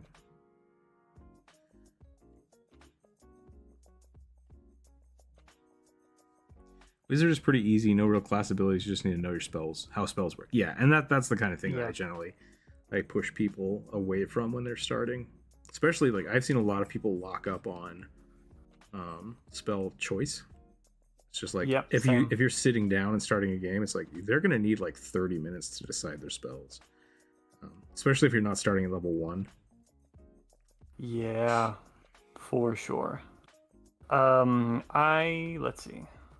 I am a little bit nervous sometimes about starting people off with a martial class like a fighter, because that I don't think it's as bad in 5e, but I started in Pathfinder, and the fighter in Pathfinder, you got to do a lot of math to figure out. Yeah, same thing with Barbarian. It's like, oh, you get plus to strength and constitution. It's like, oh, now everything you get is +1. Like, how do I remember that? It's like, you have to remember it. Use your brain. That's how you're. I used to like when people had barbarians, I used to make them have 2 character sheets. It's like, this is your raging character sheets, and this is your other character sheets, so you don't have to You don't have to try to figure out all your saves and stuff. How can warlocks be OP when they are just crappy sorcerers with good starting weapons? Essentially, they're not OP in themselves. They are like, there's no reason for most spellcasters and or fighters to just dip warlock. Like, everyone should just dip warlock. Yeah, like, that's why it's overpowered. Yeah, the thing that makes it OP is that its cantrip utility is better than every other casting class's cantrip utility. Yeah. And so much so, and this is a good example, is like the way warlocks work is how all cantrips work in Pathfinder 2nd edition. Yeah. Like, really what they did is they wanted to try a different system. Like, what if casting was this way for cantrips? And it's like, yeah, that's cool. Why don't all cantrips work like that? So in 2nd edition, cantrips got nerfed a little bit because they're just inherently weaker, but they all scale, and it makes a lot more sense. And so basically all casters, it also fixed the casters like running out of spell slots because they can just always use their cantrips, and it's viable, which is great. It basically has given casters a magic equivalent of the fighter's sword. Yep. Which is something that they've kind of always needed. In my mind, anything that functions on a single stat is broken. So in your mind, anything that functions off a single stat is broken. I mean, it can be, like, for sure, because like monks are, a lot of people will trash on monks because they're boring or they don't hit really hard. But once again, like, they have hyper functionality because of their dex. If you have a high dex and a high constitution or a high wisdom, you are going to be super tough, super tough. I think one of the things that makes dex like really powerful is that like in 5e onward, it's you can use it, like, it's inherently used for defense, like it is your base defense stat, but you can also use it for attack. There's basically nothing else that you use for both, for two things. Yeah. And once again, I think there's a stigma on OP. Like, it's just like, things can be overpowered mechanically. Things can be overpowered thematically. Like, a good example of that is like the gnomes, right? Like, oh, they're supposed to be like really good against magic. It's like, oh, that's really powerful. That's great. But then when you start mixing it with things, it starts breaking the game a little bit. And so I've never, or Flight's another good example, right? Like, it makes no sense for your Aarakocra to not be able to fly unless you want that as your character. And so for a lot of people, it's just like, flight is overpowered. It's like, yeah, but that's fine. Like, there's nothing wrong with that. You just have to build the campaign differently. So things can be overpowered in certain situations, and you just have to work around them. Some things are mechanically overpowered. Like I said, Fireball is just hyper optimized. Silvery Barbs. Like, Silvery Barbs is one of the few things that I might ban from my table. Yeah, same. Because it is overpowered. Like, it's mechanically overpowered because it was supposed to be that way. It's designed to be a very specific version of something. Like, what if this spell was super powerful for a very specific group of people in this campaign? That's awesome. You can't give that to everybody because it's game breaking. Like, but there are very few things like that, I feel like, in the in the actual game. In my opinion, Warlock should be a cantrip master. Yeah, and that's totally fine. I think that's totally fine. The problem is then that's why everybody dips it. Yeah, it is. It absolutely is. Yeah. Everybody dips it because it's just like fighter, like dipping fighter to get martial and armor proficiency. Yeah, and power attack. And power, yeah, like there's a whole bunch of stuff like that. Not power attack. What is it? Not second wind. It's the thing that lets you go take another action surge. Turn. Action surge. Yeah. Like, there are things that are just mechanically really powerful, and so if you want to use cantrips, like, dipping Warlock is fundamental for like every magic build if you want to use cantrips. So it's weird. They're overpowered because of that. But not like Rook said, they're not overpowered in and of themselves. If you go just pure Warlock, super fun. They're fine. Yeah, they're relatively balanced. It's when you start to multi-class that it becomes broken. That's all. It's when you start to combine things, when you mix and match, and really things over synergize. Yeah, over synergy is a good way to look at it, and that's a big thing with just like min maxing in general. Like, none of these things are inherently bad. Like, if what you're trying to do is like, I want a level 10 character that is just going to, you know, I want maximum optimal damage. That's all I'm doing. It's like, oh yeah, multi-class warlock, do that. like it's totally fine to do these things, but you just need to do them in the right sense, right? Like, and if you're trying to play like a really fun thematic game or like a really casual game, and someone comes to the table with levels in paladin and warlocks just so they have super smites and shit, it's like, just tone it down, like tone it back a little bit. Pump the brakes. That's really, warlock is the best dip if you make a charisma multiclasser. Yeah, like that's all there is to it.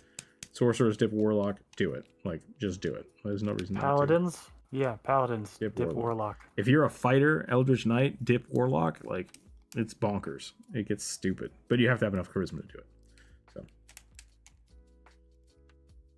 that's good class design.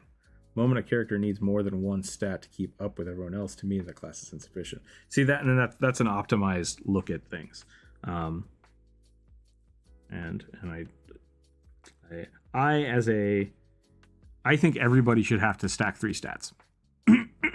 Like, I think everybody should, and that's always been my problems with like monks and the bard. Bard is another example of that, because bards having the ability, like, same thing with rogues. I think bards, monks, and rogues are kind of my issue with those. Specifically for my stats no longer matter at some point for like bard's knowledge. I love the bardic knowledge. It's a really cool feature, but it's something that basically lets you stack everything into one, and like, I'm really dumb, but because I'm so charismatic, it doesn't matter. And it's like, don't know how I feel about that mechanically. So Five needs more synergies, in my opinion. Play Pathfinder. There's a lot of fun stuff you can do with that. Yeah. Okay, I think I'm done with this bad boy. I'm not really sure what else to do with him. I should give him a bandolier. That's what I should do. Yeah. Every gunslinger needs a bandolier. Yep. Let's do that. We'll add a bandolier and then we'll call it. Roll the next dice.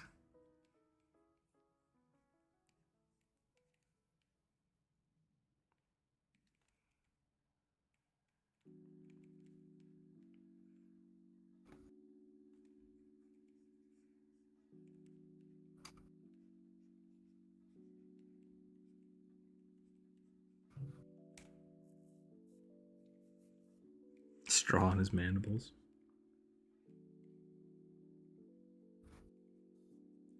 That's perpetuating a stereotype.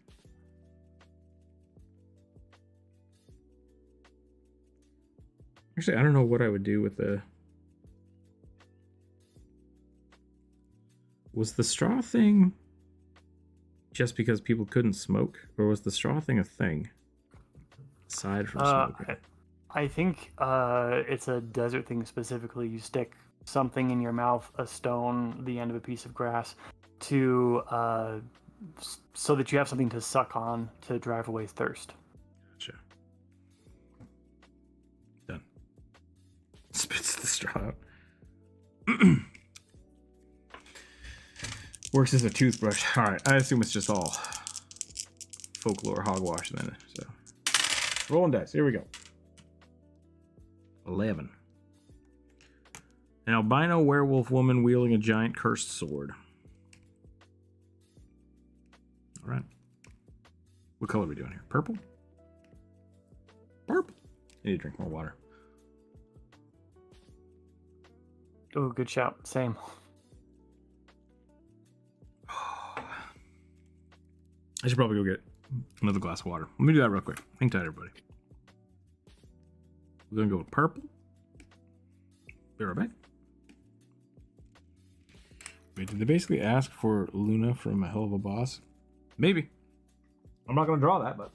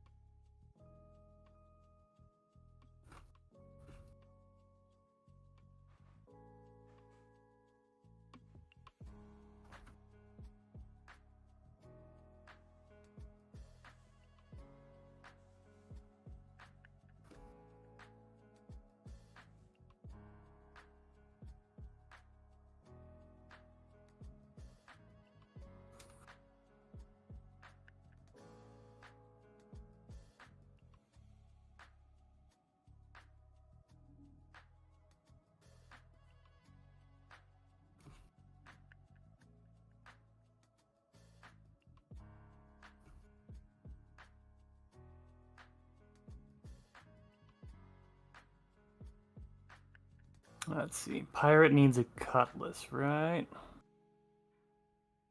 Definitely. Definitely needs a cutlass.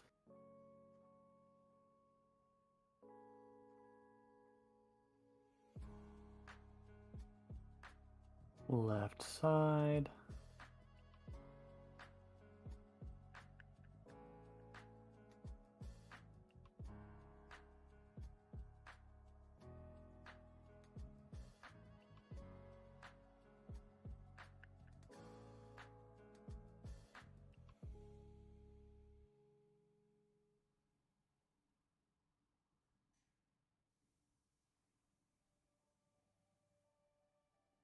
Baggy pants.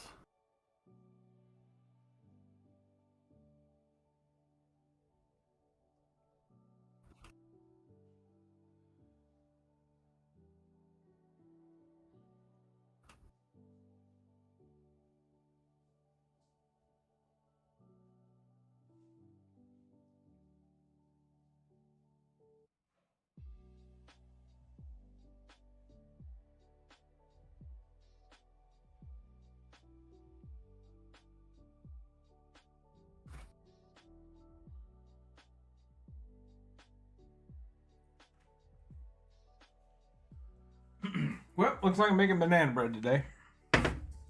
Yeah, overripe bananas.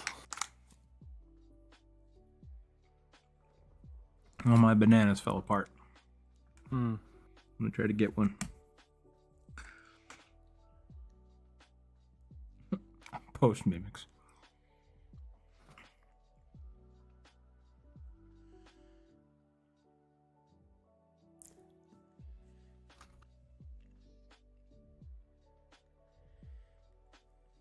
So to put this out there, a taco is the ideal form of a mimic. Changed my mind. Tacos are small. That's all I'll say. Never trust an unattended taco. Yeah. Never trust a taco that has been sitting out for more than 2 hours. Yeah, that's the real thing. Like, what is the mimic like crawling across the floor as a taco finding a taco stand? Because if you're walking through the forest and you see a taco on like a tree stump, no one's gonna touch that.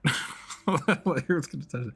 So there's a lot that would have to go into the taco mimic. Yep. I think one of the most interesting ones is the horde mimic, because like it could be as small as like just a coin and get passed around until it gets left somewhere where adventurers keep showing up. But like just a gold coin mimic is kind of interesting because it's not really a threat, but like it could be down the road. Start a poll. I had one of those moments in Baldur's Gate the other day. We walked into a room and I was like, God damn it, this is going to be a mimic. And I punched it. And sure enough, it was a mimic. It's just like, it felt it. I felt it, cat. You know what I'm talking about. Okay.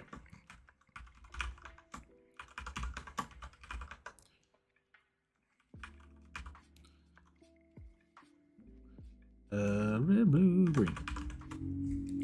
Start poll. What was I drawing? Or did I not roll yet? I don't think you rolled yet. Oh, werewolf. I could be wrong. We're drawing a werewolf. White, skinny werewolf with a sword.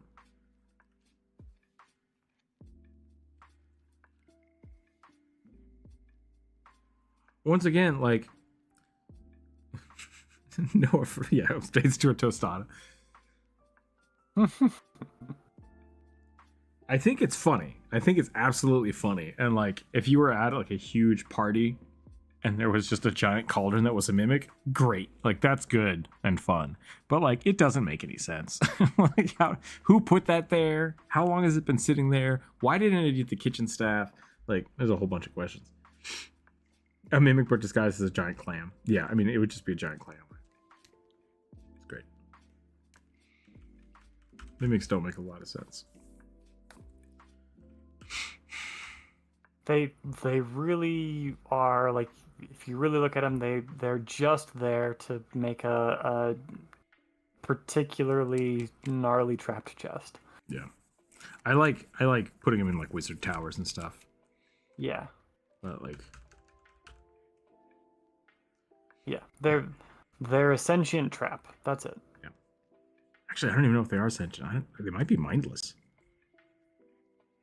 I thought they were intelligent. I don't think so. I think they can be.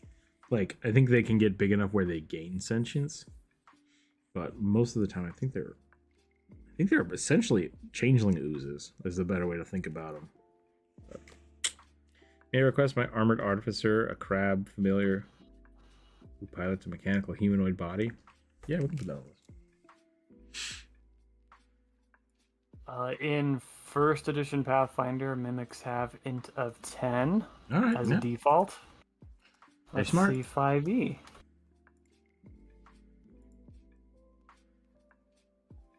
Uh, 5e, they're pretty dumb. Okay. They're 5.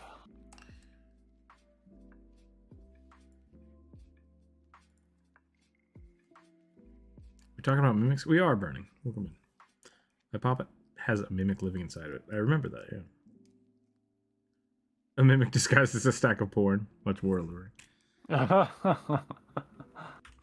There's the lurkers, like the giant fish that I don't remember what they're called.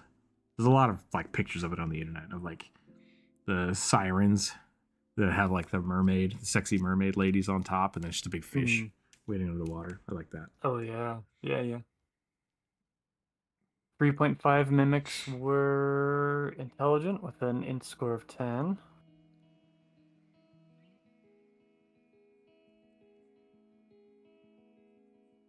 And second edition Pathfinder. I might have been looking at a specific mimic that was real dumb. It might just be 5es. That's what I'm kind of trying to figure out.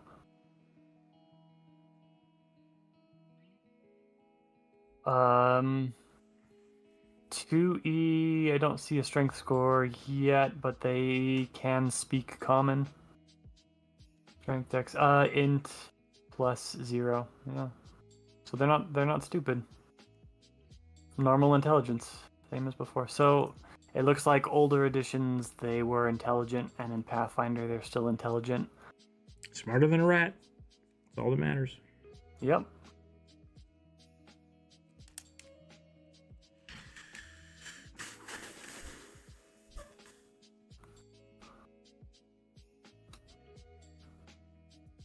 Bigger shells as they grow. Yeah, I think so. I think they do.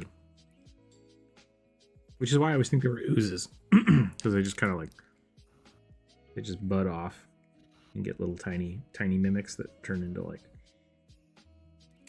boots that eat rats and stuff. Question though that I still have never had answered in the books is whether or not they choose their shape. Or if it's like an evolutionary thing. Because I think they slowly turn into their surroundings, but I don't know if that's an active thing or not. Yeah, I don't know. Do they go like, ooh, that looks good, I'll do that? Or is it just kind of whimsically magical that they transform into things that fit the environment? Because it would be funny if you were a wizard and you're like, I'll put some mimics in here, and then you're like, were there 3 books in here last time? And then that room is just like, well, burn that room down. Can't deal with that anymore. 2e might finally have an answer for you. It says the older the mimic, the more creative its guise, but with practical limits. For example, a mimic can appear as a neatly organized bookshelf with a single book out of place, a dried up cistern with something glittering in its center, or an inconspicuous wooden door with a conveniently placed peephole, and they can change shape as one action as a concentrate polymorph. Ooh, so it's mimic fast. Object. That's Yeah, awesome. it's fast. Okay.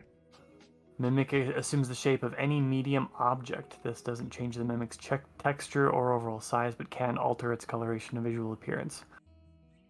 So in this case, it looks like that rapid mimic object is kind of like an octopus camouflage. Gotcha. It has an automatic result of a 28 on a deception check, on deception checks and DCs to pass as the object that it's mimicking.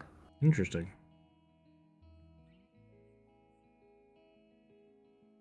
Does it say what they look like without the mimic shape? That's what I'm looking at now.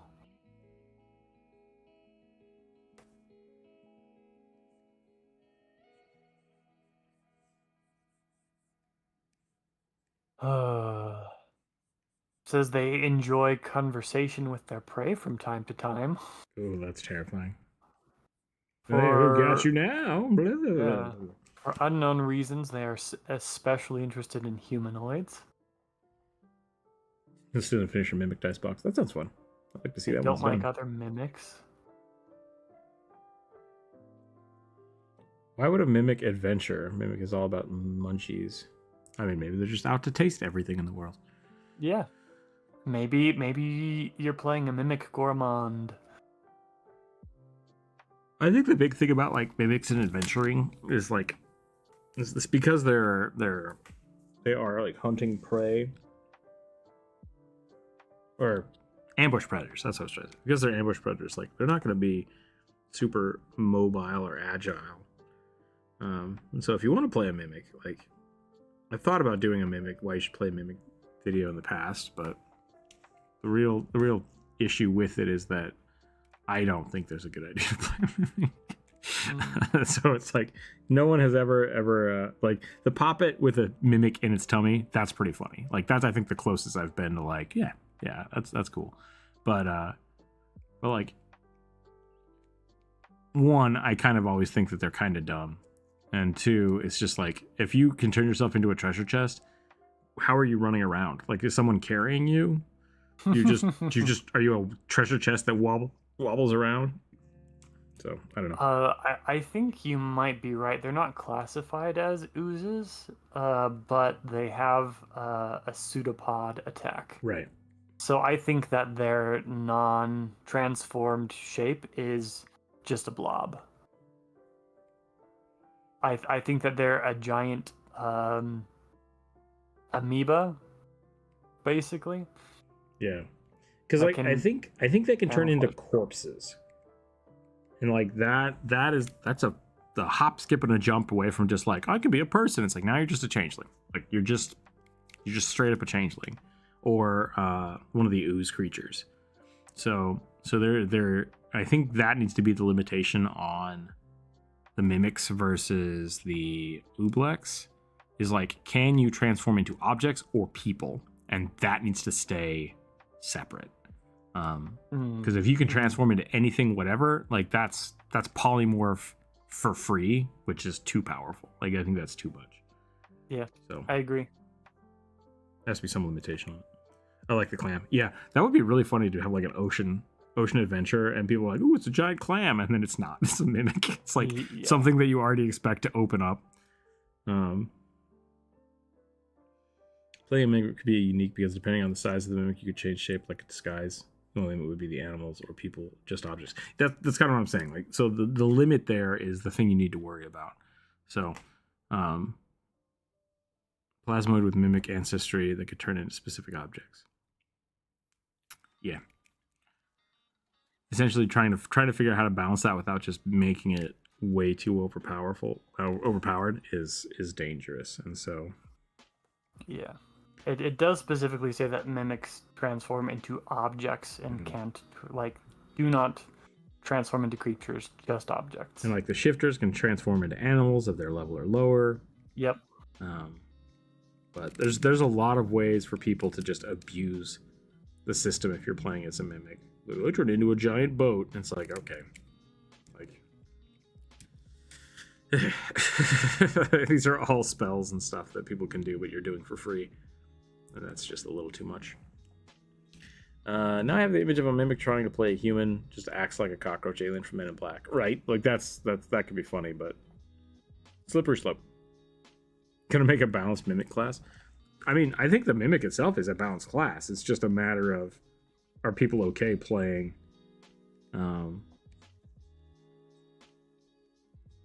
you can turn into swords. Like you being a chest, looking like a chest doesn't mean that you have the hardness of that, right? Like, oh, I turned into an adamantine shield. It's like you're still just a gooey goo ball. You just look like it. So Purely cosmetic. yep, purely cosmetic. You can shift into objects. Go for it. Seems way less useful than being like a shifter or something. Unless you're playing as a rogue, in which case you can hide in plain sight real easy. Mm-hmm. Yeah, but you can also do that as like as a puppet, or you can do that as a as a method or something. I think that would be great, and that I'm totally fine with. That's why I like. Yes. I think the mimic itself is a fine concept to play. It's just it's a weird one. It's a weird thing to play. Good thing mimics are basically mindless. See, that's what I said. But, so Corvus, we just looked it up, and apparently in Pathfinder they have an int of 10. So like, yeah, in older versions they are intelligent. Mm-hmm. They speak. According to the listing, mimics can only change into inanimate objects. I think you're right. A mimic that can shift into a humanoid is a doppelganger. Right. And like inanimate objects is also important too, because like otherwise I turn into something that can fly. It's like a paper airplane or like a helicopter. What are you talking about? Like I turn into something with wheels and I have a 35 move speed. And it's like, no, you're a mimic. You have a 5-foot move speed. Like Yeah. Stick with the rules. You don't get to pick this and then decide that the rules don't matter to you. And see, if I was running a campaign, somebody wanted to play a mimic, and they said I'm gonna turn into something that could fly, I would say, well, no, there are no inanimate objects in this world that can fly. I'll let you try to transform into something that can glide, but you need to have like enough knowledge to be able to know how that works. Yeah, and that's kind of what I was saying. Like a paper airplane makes sense to me, but like you still weigh the same as a mimic. So Yeah. like, do you maintain your mass or do you maintain your size? Like that needs to be defined. And I would say you maintain your mass, because Ant-Man doesn't make any goddamn sense. Welcome in. And I think the mimic shape change is, at least in second edition Pathfinder, it says any medium object. So it is you can't change size. Yeah, I think that's yeah, and that's a good point. Like turning into a coin versus turning into a pile of coins are two different things. And I think it says, like John just said, make their body resemble wood, stone, and metal. I think that's important because it's resembling those things. You don't actually gain like the benefits of them. Like you can't turn into hardened steel or not hard, like adamantine or mithril or true iron, stuff like that. Yeah. I would say you can turn into something with wheels, however, there's no organic way to full rotation. Exactly. Yeah, they don't roll. You can look like wheels, but it wouldn't work. In D&D 5e, mimics are smart and talkative, but only the small ones, the ones who turn into books, swords, etc. Interesting. They could turn into a paper airplane, but just large enough to theoretically fly. Only if you're small. Only if you're tiny. Yeah. You can certainly try, but if I'm the DM, I'm going to make you roll for it. Especially since at my table, I've got a astrophysicist and an accountant who will do the math for me. The mimic could look like a carpet the wheels wouldn't turn. Yeah, well, I think we're all in agreement on that. I think we got it figured out. If you want to play a mimic, go right ahead. None of your shit work, though. Yeah, all cosmetic. You just got to be aware that it's you got to be creative with it. It's not going to be I turn into whatever the fuck I want and do whatever I want. It's you got to have the knowledge to back it up. You got to be creative. You got to realize that there are limitations and play within those limitations. That's Crab legs could be scary. Well, mimics are just very special cephalopods. Yeah, they're just octopuses. That's good. Pretty much, yeah. Well, like there's the one type, they're related to mimics, the Underdark variety that disguise themselves as like stalactites. Oh, the ropers? Yeah. Because they also basically mimic, but they just mimic their natural surroundings instead of a mimic who's been removed from its natural surroundings and been put in a dungeon or urban area. Makes sense. That's I had not connected those two, but I think you're right. Yeah, I think in the past they were specifically called out as being like related aberrations. Mhm. Cool. Piercers? Not ropers. I don't know what piercers are. I've never heard of that. Me neither. I know ropers. The hunters who are made up of worms. Yeah. There's the worm that walks is a fun character idea. I almost Living made swarm. a living swarm of worms. Well, not. I mean, they're already living, but you know what I mean. Yeah. Blah, blah, blah, blah, blah, blah, blah. Stalactites. No, tights are on the ceiling. I always screw this up. Might, yeah. Yep. Correct. So the ones on Stalactite top. from the ceiling, stalagmite from the floor. Stalactites hold tight to the ceiling. Stalagmites might fall on your head. See, that doesn't work. Like, that's Nope. it. Nope. Something's wrong there. I was confused. Stalagmites might pierce your foot. Ah, okay. Stalagmites are the ropers. Stalactites are the piercers. Is that the only difference? Yes. Okay. Great. And That's piercers are specifically called out as being a mollusk. Ropers, piercers, and dark mantles. Got it. Yeah, dark mantles are fun. yeah. The worms that hate. I remember seeing that in a book somewhere.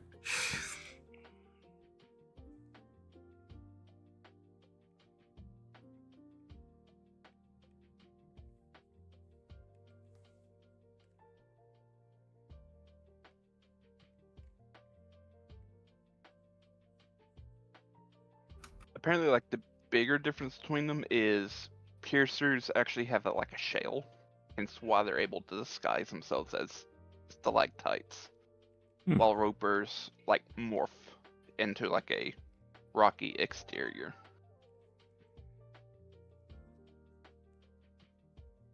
Good info. Did I hear And- cat? That was not me. I don't know where that came from. And apparently, a piercer evolves into a roper. Oh.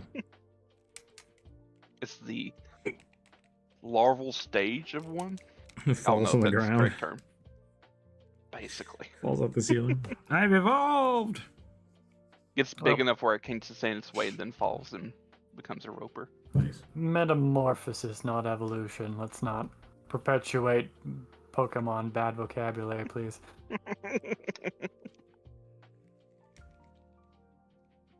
Alright, rolling dice. Here we go.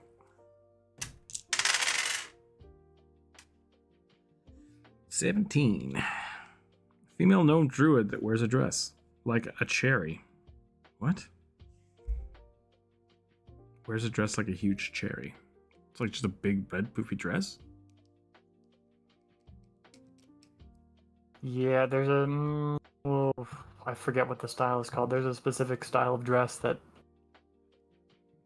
kind of puffballs. A metapod dropping onto someone and stabbing them. That's pretty funny.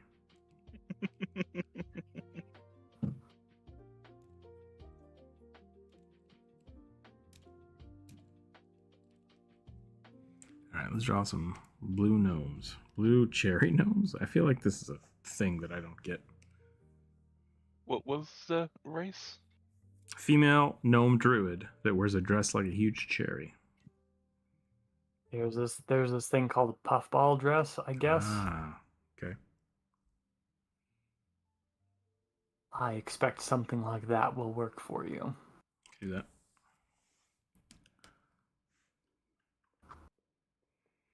You know, some days I'm really, really grateful for my friends in fashion design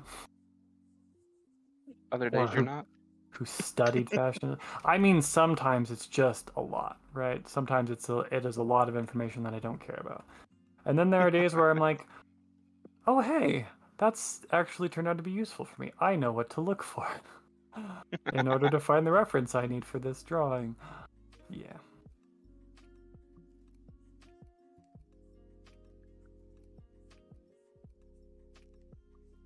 fashion as an industry is something that I'd never want to participate in, though. It's horrible.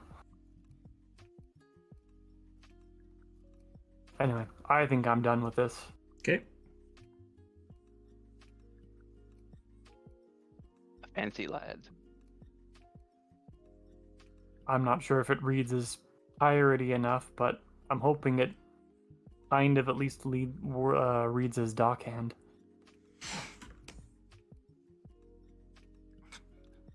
Went a little wall-eyed there. I don't know if that was intentional or not. Sorry. Guess I did. I meant to have the eyes kind of far apart to give cow vibe, but he did end up a little wall-eyed. That's fine.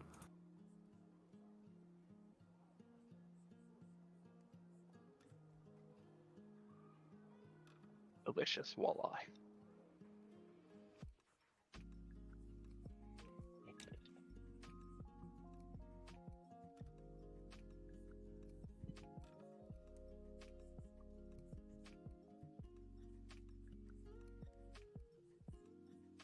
Okay, still 2d20? We're at 35. 35. Okay, yeah. Good. 10.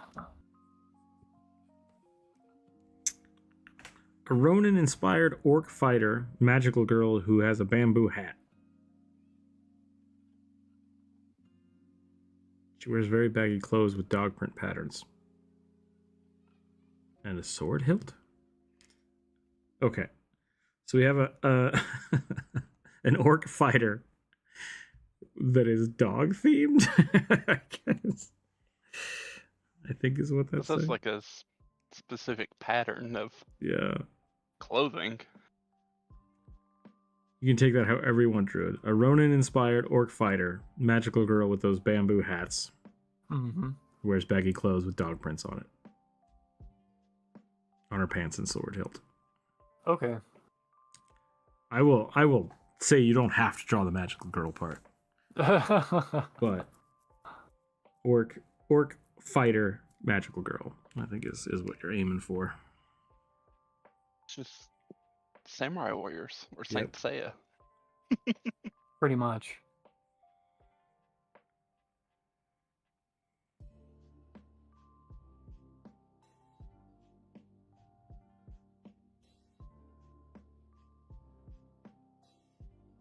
That's yours, Monica. I'm sorry if my comment offended you.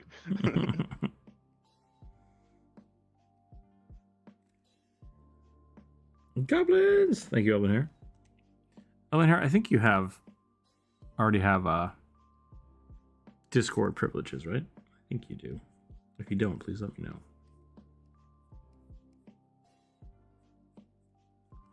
Welcome in again for 6 months.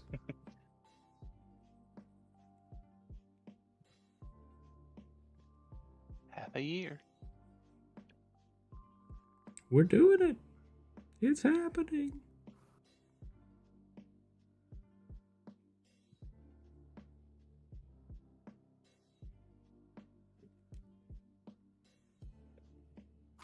The only way I can draw gnomes is to draw them very cartoony. I mean, same. I either get super cartoon or toddler. Yeah. If you want more detail on it, I wouldn't mind sharing extra stuff. I mean, you're always allowed to share that. I generally don't read it out loud just because it's... everybody likes talking about their characters for a long time. But you're welcome to share it. I just won't read it to the chat.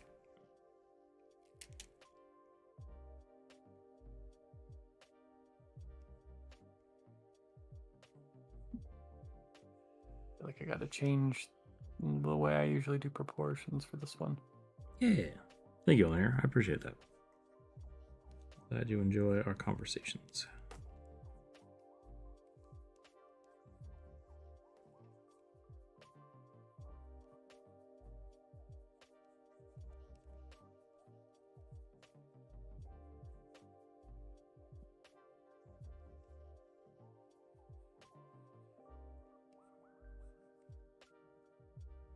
When in doubt, Vine Whip.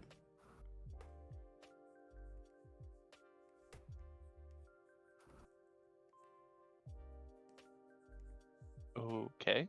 That's what I'm doing. It's going to make her look like a druid. It's going to give her a vine whip. Mm. I still I don't... heard vine lip. Vine lip? I was like, what do you mean by vine lip?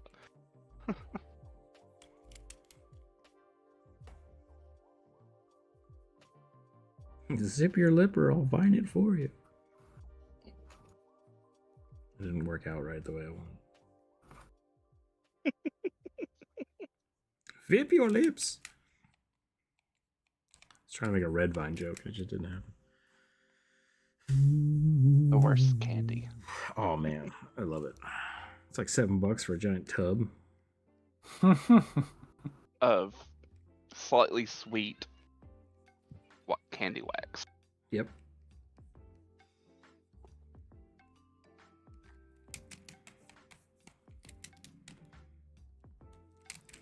I guess I was trying to put a split in this, but I guess maybe it doesn't need it. It's just a big poofy dress.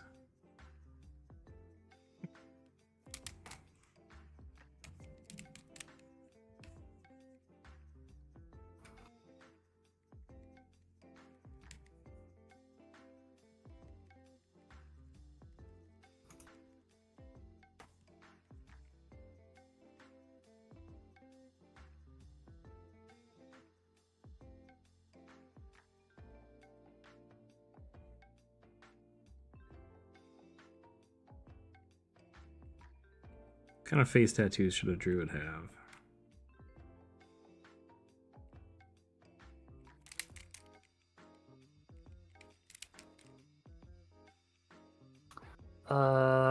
Ooh, I've got an idea actually. Give me a second. Should I give her little antlers? That'd be cool. Let's do little antlers.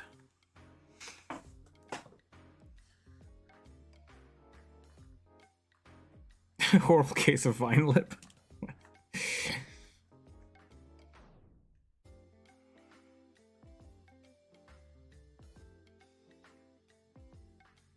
Druids like my native ancestors.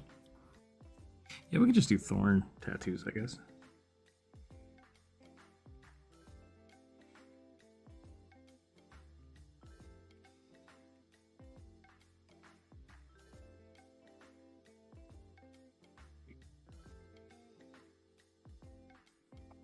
Damn You know what, Elven Hair? Since you did the membership thing, do you want an opossum?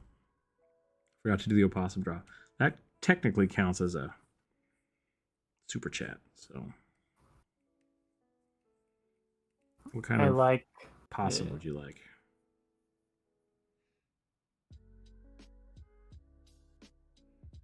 Also for face tattoos, I like an undercut with vines and flowers on across the temple. What's the temple? Oh, okay.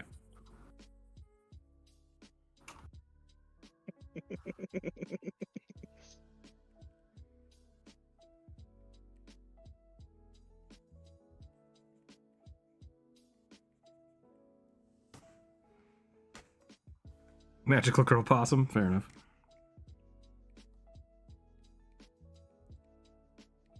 Brown will come in. Sounds like a tattoo your older sister has.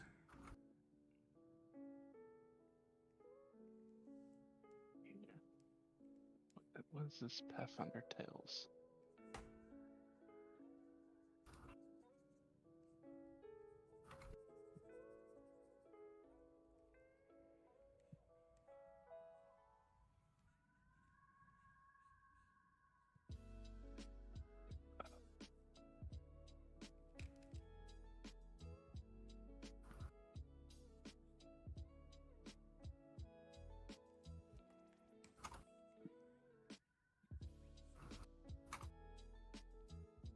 It is a great possum.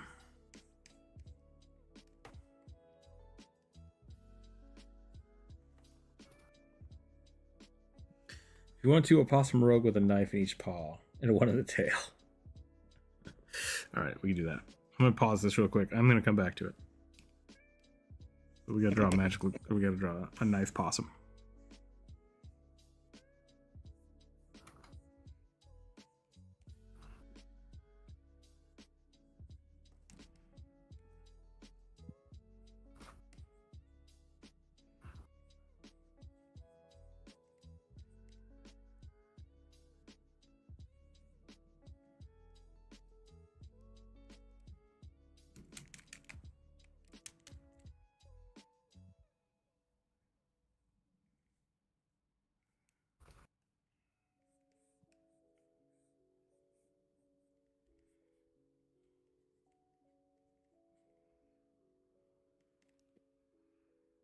The reference Corvus gave me here. Oh. You brought up possums. I was like, I have a perfect picture because I found a possum earlier today. I was even looking for possums. It just showed up. I was like, I love it.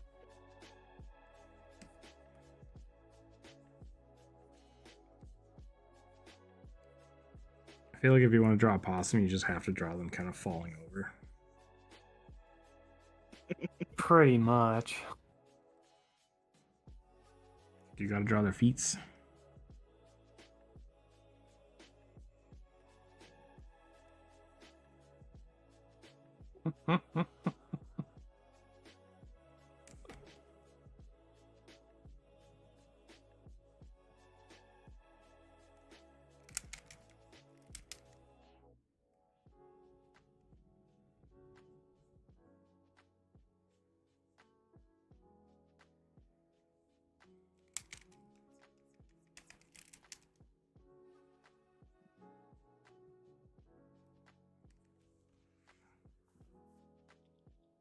Possum, raccoon, swarm ranger. That's good.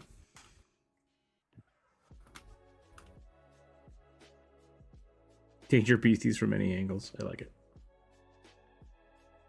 Shanklin's the stab possum.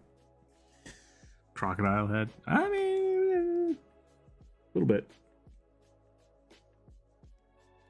They kind of do have a bit of crocodile-like head. Yeah. Just need to add the ears.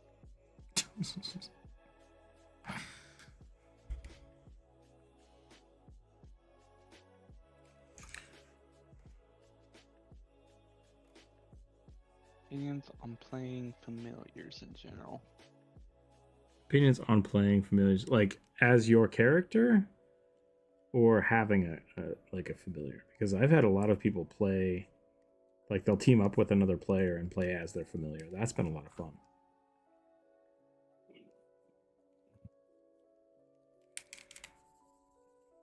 That's something I've always wanted to do, but nobody's ever wanted to have me be their familiar before.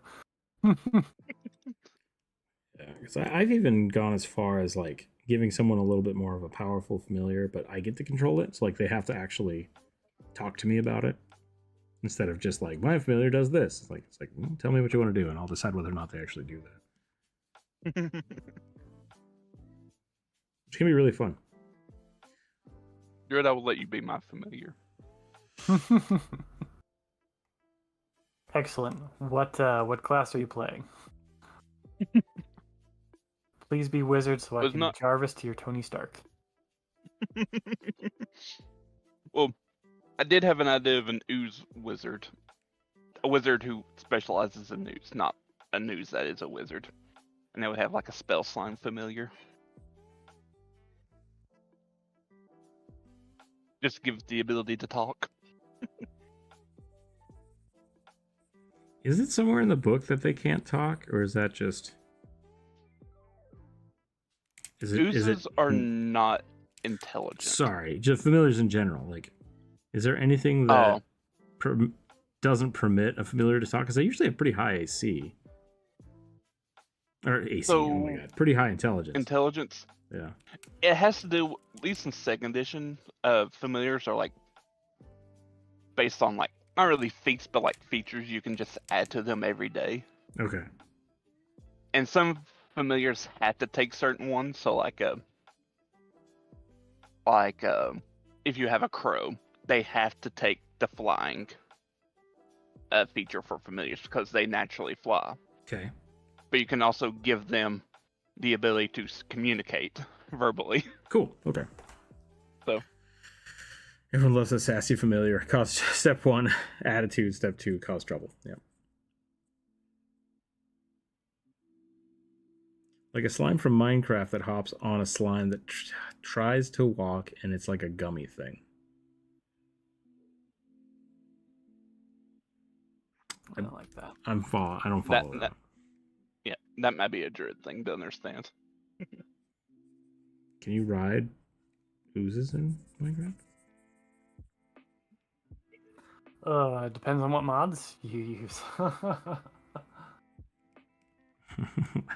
Ah, yeah, the sexy ooze mod. Here we go.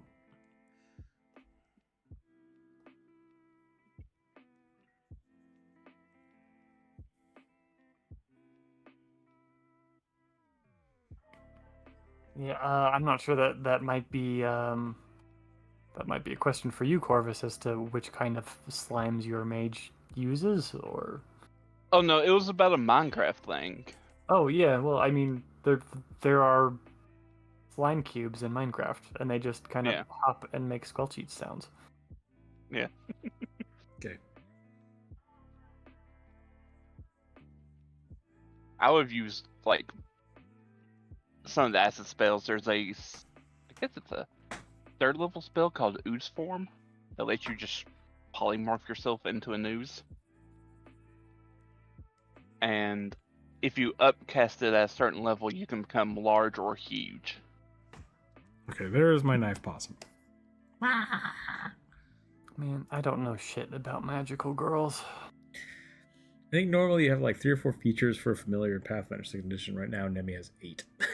Okay. Yeah. Warlock familiars are better than animal familiars. Interesting.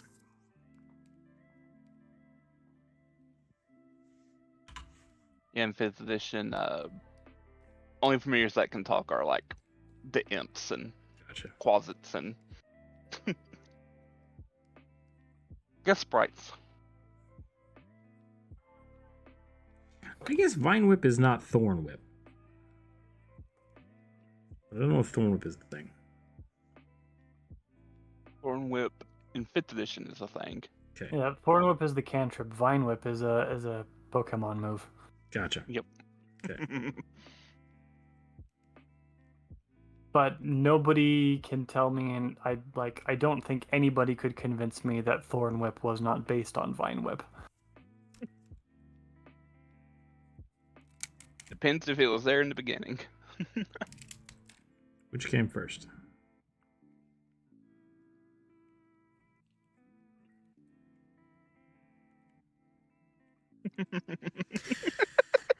Finewell is a spell that Bulbasaur gets at level 10.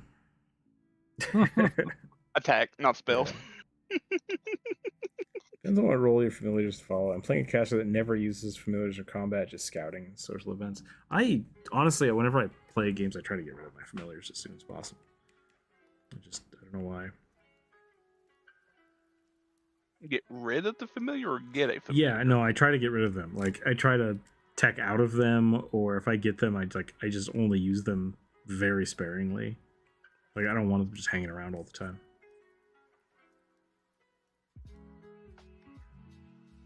Not my playstyle. Rook is just very anti-pet. Maybe. I constantly try to play a Cavalier and get rid of my mount. Or you could just pick a order of Cavalier that doesn't give you a mount. Yeah, that's what I'm talking about. Like that's what I'm saying. Like I almost always prioritize that over other things. Like that I get because you may be in a campaign that just you can't use your mount. Yeah. Like Rangers. Unless maybe you're like a halfling with a riding dog. I played Those one. riding dogs are just like size of a mastiff. I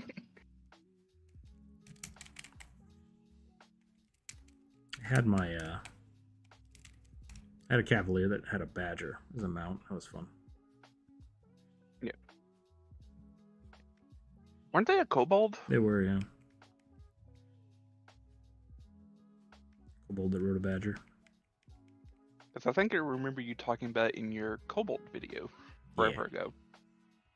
Really fun. It was a fun character. Look at this Skip Cat with some concern. I think Skip Cat is about as far as you can get from a familiar. He's basically just a roommate, a lazy roommate. I'm pretty sure he thinks that you're his familiar. Yeah. Officer that has a homunculus that's a lab assistant. That could be fun. Sir Didymus vibes. That sounds familiar.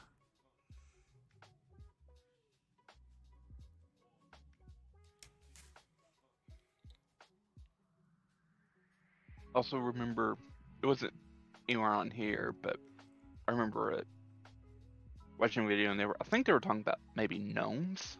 One of them had a gnome paladin who has like a pig mount. That's pretty cool.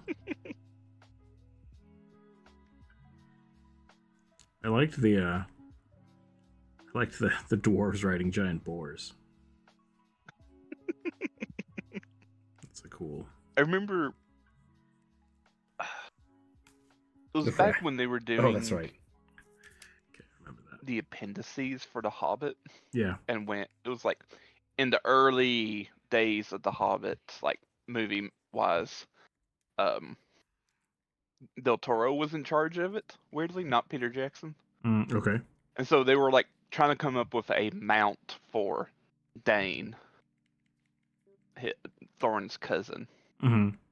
And so they were like drawing all these really wild looking boars, and then Peter Jackson like, how about we just make it like a hairy pig? Not like a wild boar, but just a pig. like a fat pig. Yep.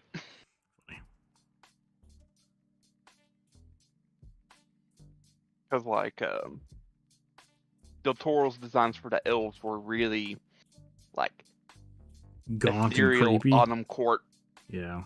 fae. Like lots of red and gold and lots of long spikes I can see on that. mantles. So it's like Princess Mononoke vibes, yeah.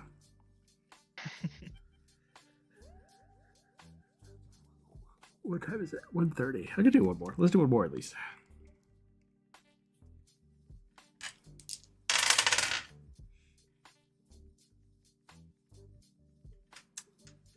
$22.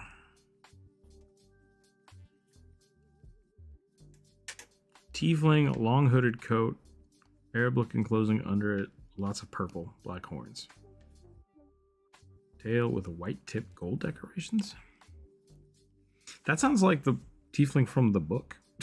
Like just straight up from the tiefling. Long hooded coat. Try that. What color do we have? Oh, I never set up the thing. Purple.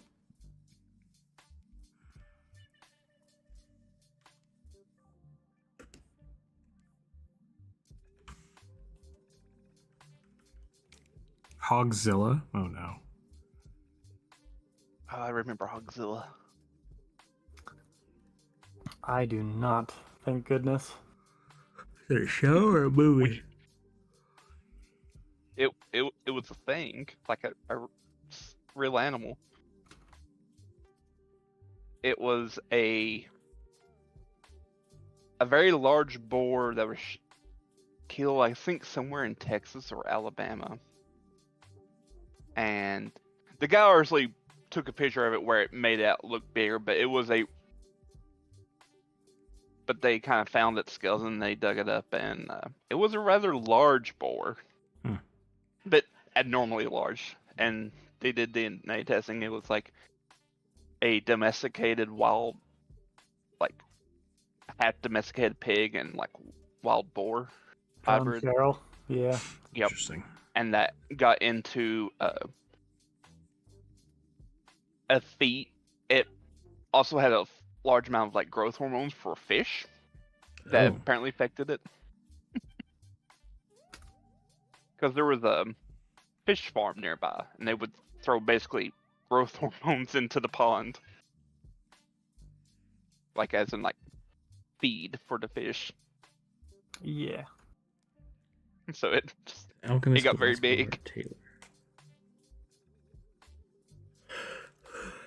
Your next step is for your familiar giant spider to weave gold silk. Elliot, welcome in. Well, Jump Rope has a a giant spider familiar that Spins makes drug cocaine. venom. Yeah. Yeah. Cocaine Friggin' spider. Cocaine spider, yeah. That's. I think it's probably more an LSD spider because it's psychedelic. Oh god, its webs are probably all jacked up then. Yeah. Yeah. It's the monster it's based off of, Dream Spiders. It specifically says that like the drug is in its web as well, and if you guys, when you fought them, if you had come in contact with the web, you would have had to make a save. Funny. Oh. Didn't one of my characters get high? I think so. Yeah, Melt got some of the venom like when I was trying to harvest something. Yeah. I don't know what I've done here. This face is tiny. It's a good face, it's just tiny. Very small face. Warp it bigger. I don't know, that's not how it works. I probably could have. Might as well just redraw it.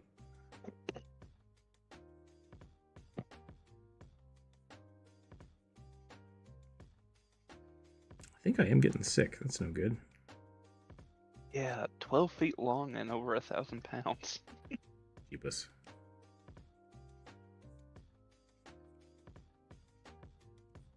That is a big pig. Yep. And I think good most of reason its why we size should got from put its in domesticated. growth hormone. Yeah, that would make sense to me.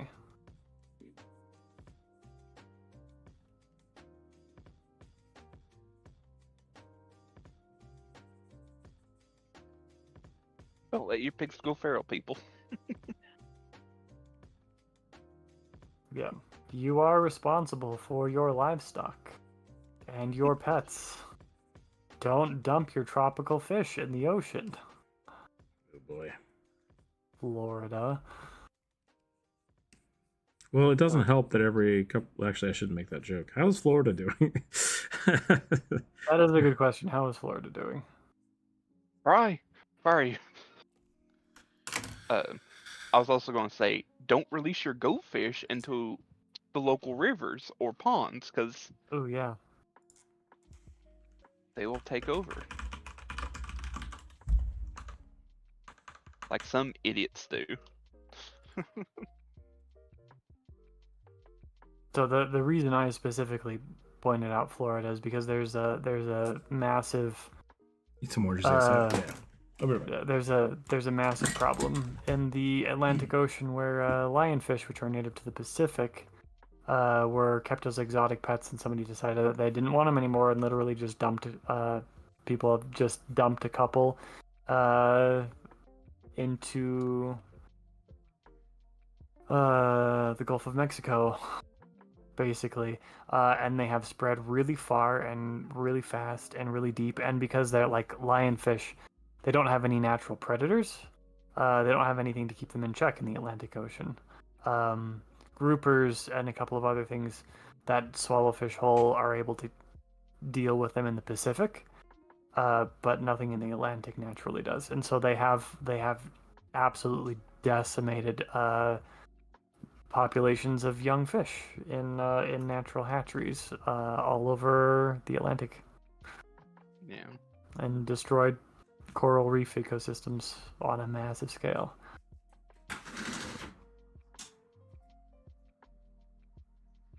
Okay, I got a fun question. How do you peel an orange? How do you peel an orange? Like, this is not a joke. How do each of you peel an orange? Because I think the way I peel an orange is kind of. I just dig into the pith and just start peeling. I start usually at the around where the stem grew. Mm-hmm. It's usually where I start. I will sometimes cut just through the pith halfway around, and then use that as a way to start and peel the pith off from there. So I used to do that. I used to use like a orange peeler. People have those little plastic things, just like take a thing off, pop the top off. I'm lazy now, and I will just like look for that where the stem was and just bite the peel off right there and then peel it. Oh, that's fine. Is anyone else? I used to do that. Okay. Yeah, I've done that. I don't think that's. Yeah. I don't think it's that weird. Yeah, I don't like getting the pith under my fingernails anymore. It's just like I could just bite this. Like I have teeth. I'm gonna use them. Yeah, I like don't like bitter getting things. I don't like mind the bitter. I don't like the taste of the pith that the pith leaves in my mouth, Just bite or off the the feeling end, of throw it, the feeling of it on my teeth. I like it when it's cooked in sugar. Yeah, candied orange is pretty good.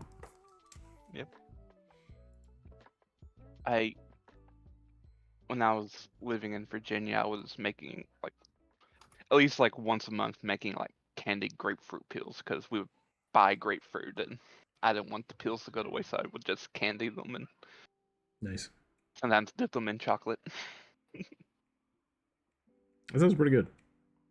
Yeah. I made what was I doing? What was I making that I had that? Oh, I made candied cherries a little while ago because Delcor had cherries for his tree, so we went and picked them and candied them. And then I had extra syrup, so I just put it in a bottle and put it on the counter. And then the next day, that bottle was just full of ants. I was like, God damn it. Oh no. I swear, I think the ants are living in my walls.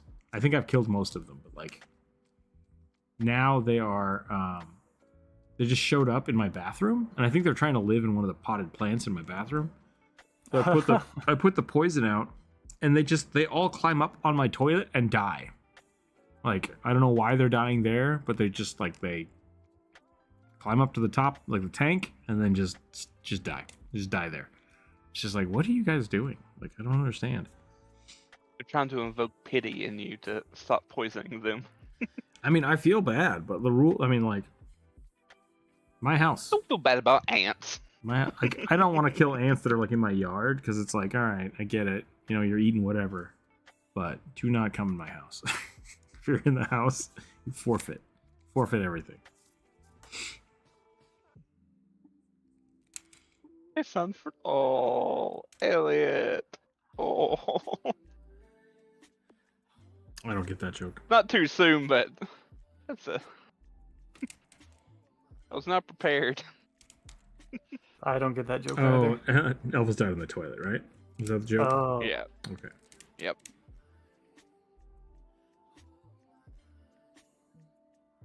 If you prescribe to that Elvis is dead. Which I do. There's one of those, like, there's something about X person didn't really die. Conspiracies that, like, that's fine if, like, when it happens. How old would Elvis be right now? Like, if anyone's still hanging on to that, I think he'd be like in his 90s. Is that right? I think so. He might be, yeah. So, like, it's just funny that those conspiracy theories, like, just keep getting, the longer they go. The more absurd they get. Mm-hmm. Vinegar, lemon oil, and peppermint oil. Yeah, I tried that. It did not work. I went through everything. Like, I tried a whole bunch of natural stuff. I did, like, baking soda. Then we did borax and sugar. That worked okay. But they just kept coming. So I eventually gave up and just bought, like, the good ant killer, which I think is still borax, but it's in, like, a gel form. That worked pretty well. He would have been 88. Oh, if he really? was still alive. Okay. Yeah. So, I mean, there's still time. People can still hold out hope. Yeah. But considering his diet and health issues he had in life, probably not. I want to get healthier. Same. I don't Yeah. remember what this was supposed to be. I'm trying. I'm trying really hard. Tiefling rogue? It was a tiefling something. Tiefling, long hooded coat. There was no class. Okay, we're fine. Okay. that was my confusion. There was no class. I wasn't sure, like... I think what confused me was, like, long hooded cloak, and you were mentioning, like, the tiefling from the book. It's like, the tiefling in the book is a rogue, if I remember correctly. Yeah, but like they said Arab clothes underneath, which like I think the tiefling in the book has like the big baggy pants, and maybe it's Egyptian. They might have Egyptian clothes. I'm not sure. I think they're either a monk or a cleric. Not sure which one. You just live in an ant-infested area. There's too many of them. Yeah.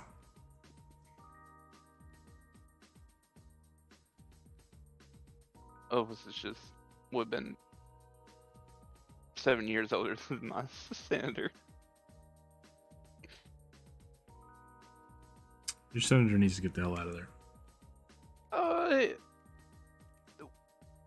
He probably will, but it may not be on his own terms.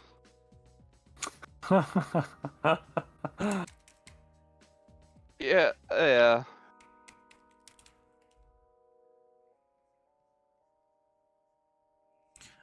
have a bunch of, I don't know if they're direct, I have a bunch of Republican family members.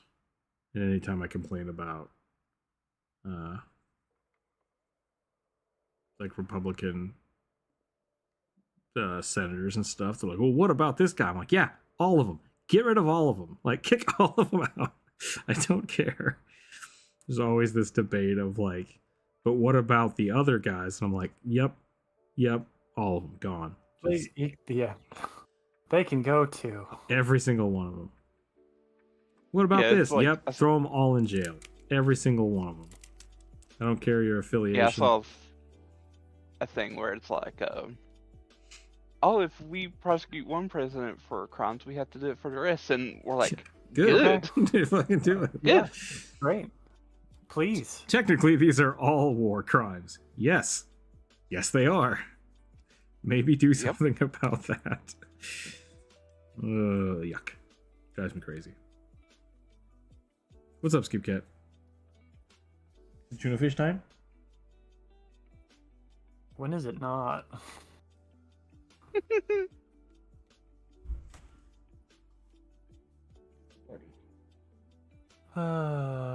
This hand's a little sloppy, but fine.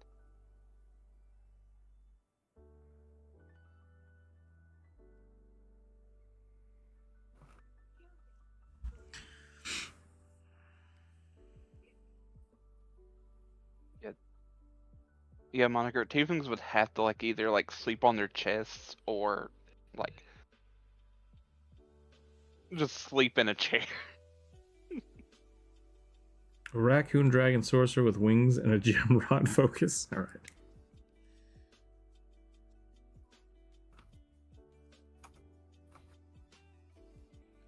How am I going to draw this? That's the question. Thank you, John, by the way. I appreciate that. Let's see. How to draw raccoons. Kind of like this. Like raccoon dragons. That's gotta be a thing, right? It is now.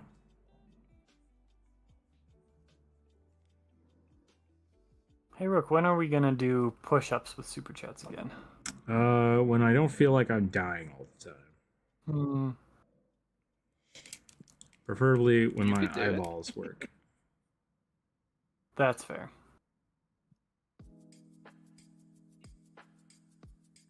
The sleep is a little too voluminous.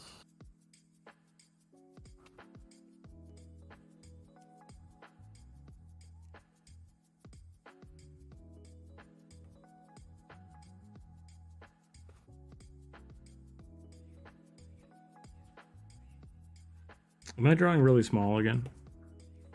I don't think I... It's kind of small. Kind of small. I don't know about really small, but kind of small. Oh. All right, Skip Cat. What is it? I found one. Wow, that is chunky. Let's see. Oh my gosh. I love him. He's very tiny. I weirdly now remember because it was from like a cell phone game where you like hatch dragons.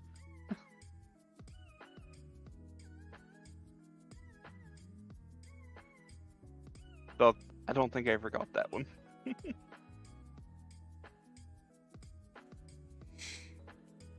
Skip Cat is whining. Let me go get him some food real quick.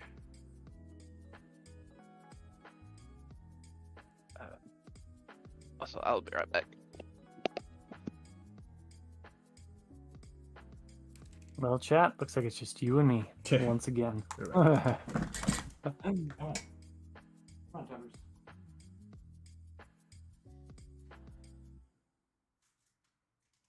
I probably should have been a little bit more prepared for the magical girl prompt than I was.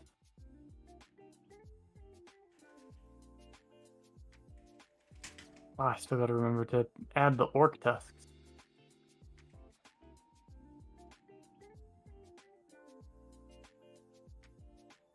Hey, Burning.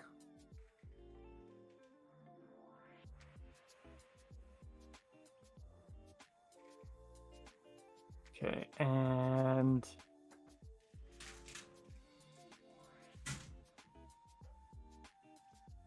Oh, no, don't worry about it. Moniker. It's a good prompt. It's just, I don't really interact with anime, so this is a little bit outside my All right. expertise, that's all.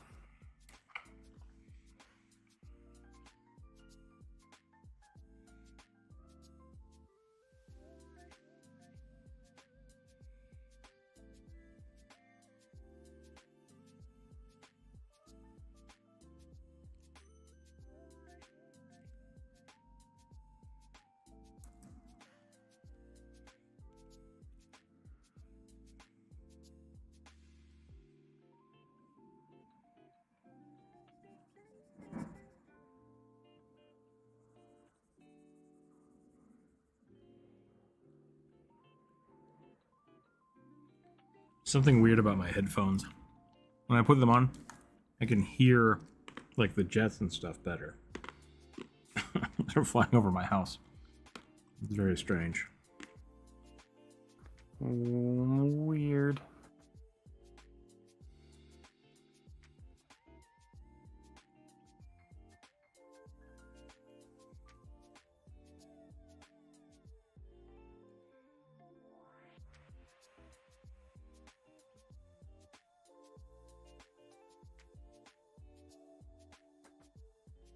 What does a gem rod do?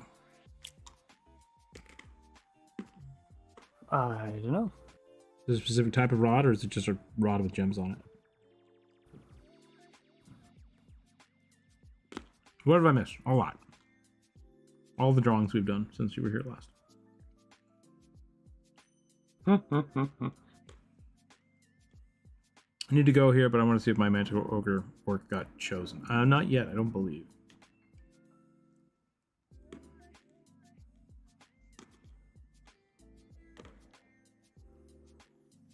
Natural antihistamines.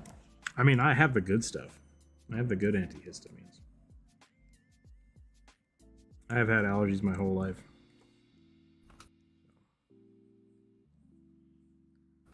I just probably should use those. Probably. I don't like taking pills. Me neither. I also live in a dry enough environment that I don't love taking antihistamines or anything that dries out my sinuses. Unless I got a real bad cold. I always get yelled at by the doctor. They're like, all right, how much ibuprofen are you taking? I'm like, none? They're like, oh my god, do that first. What Okay.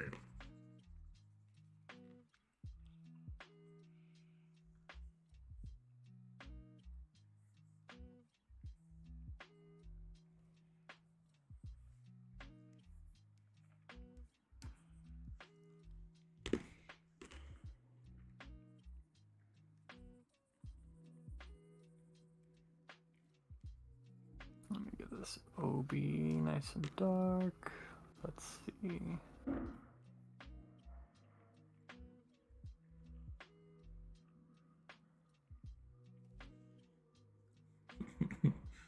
I don't get how you people are just raw dogging it through life, not being on any medications. Like,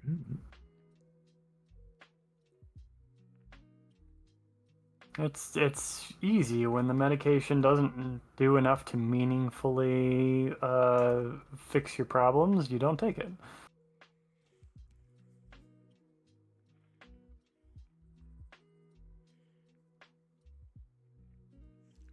how do I make this look more like a dragon? Horns? Yeah, horns, spikes on his tail, more spikes on the wings. I don't know.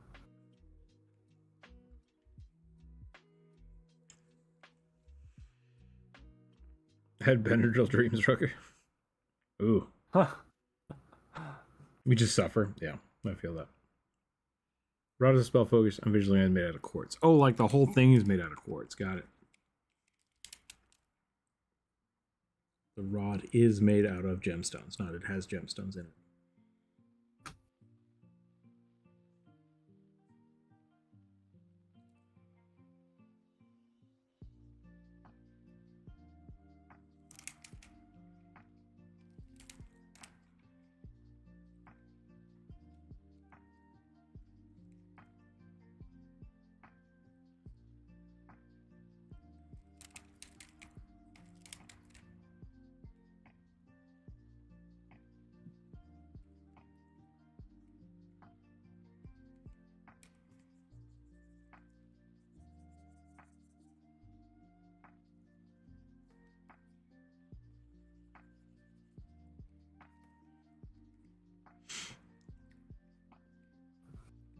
Give them some little scales.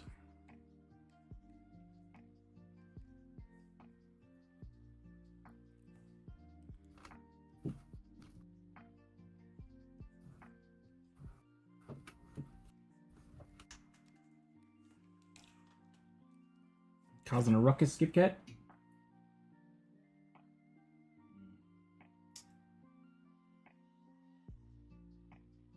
Always. Oh. Skip Cat's starting to get some swelling. Might have to take him to the vet. See what happens. Old man cat. Poor boy. He'll literally take 4 Zyrtec a day. And sneezing all day. Oof. Oof. No fun. Indeed.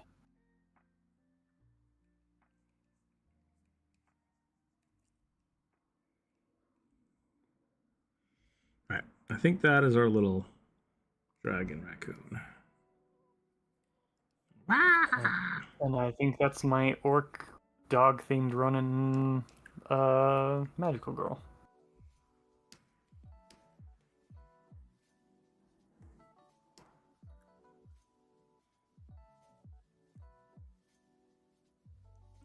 You want to call it there or you want to keep going?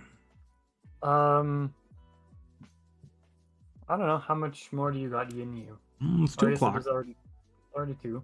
Yeah. I think I'm almost done with this one. Could probably do... Yeah, I could do one more, I think. Okay. I think I can do one more. 9. A Kenku artificer whose goal is to make himself fly.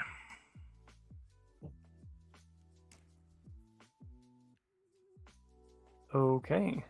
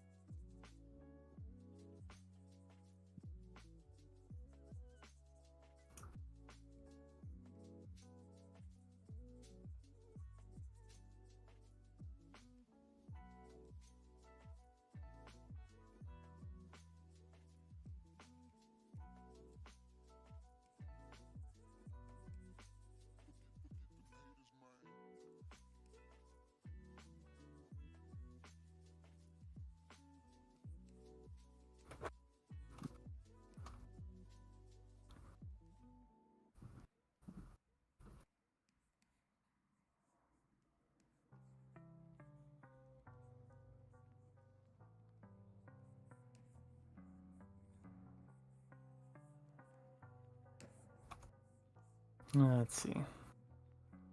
Need a pose. Start with a pose.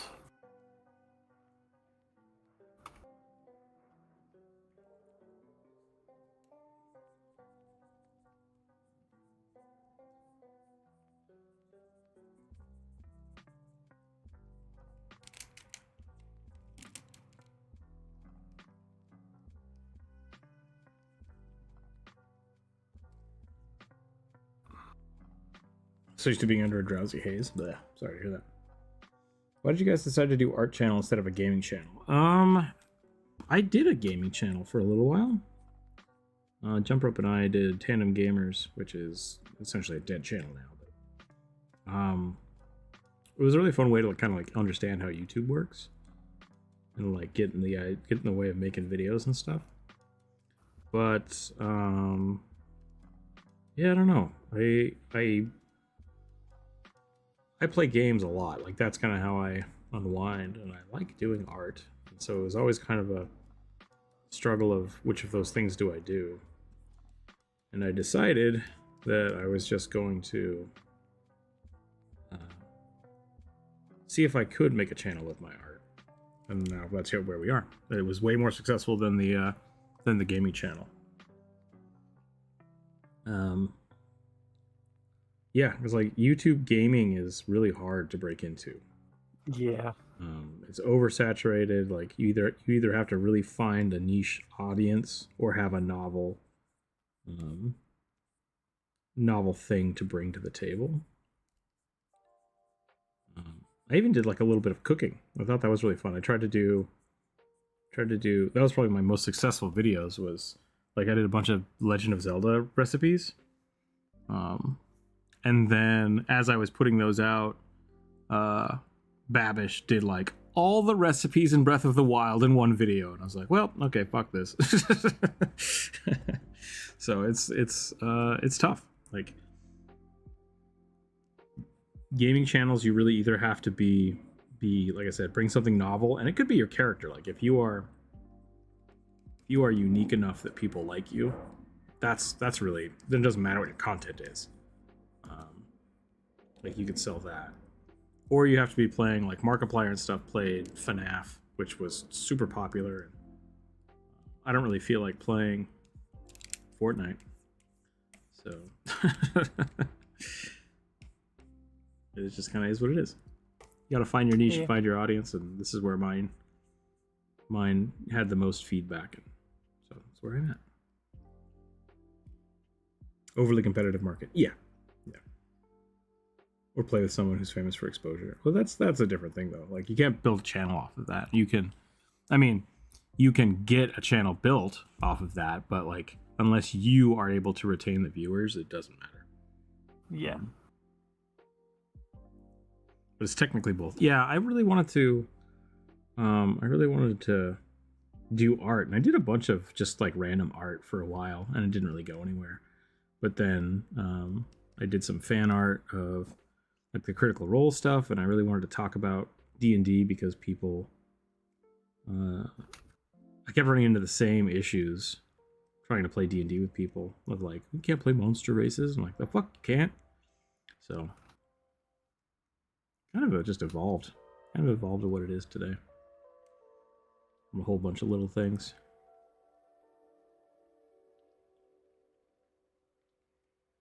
But yeah. And we've done some game streams and stuff, and they don't go as well as the art.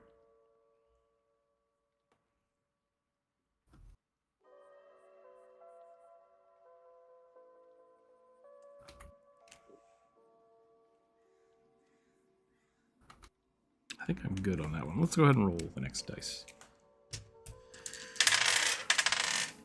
14. More Warforged. Big scary Minotaur Warforged. Barbarian dude. Oh, this might be Bionics. Okay, hold on. Bonjour. Robot Minotaur. I'm gonna do a Robot Minotaur. Blah. Blah. Gorgon Minotaur. Yeah, I guess so.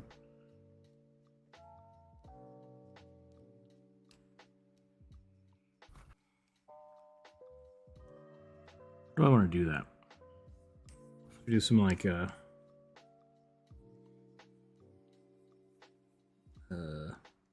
Beta Ray Bill looking shit.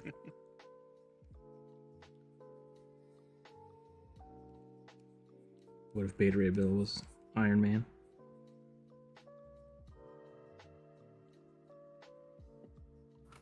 Shh, don't give Marvel any ideas.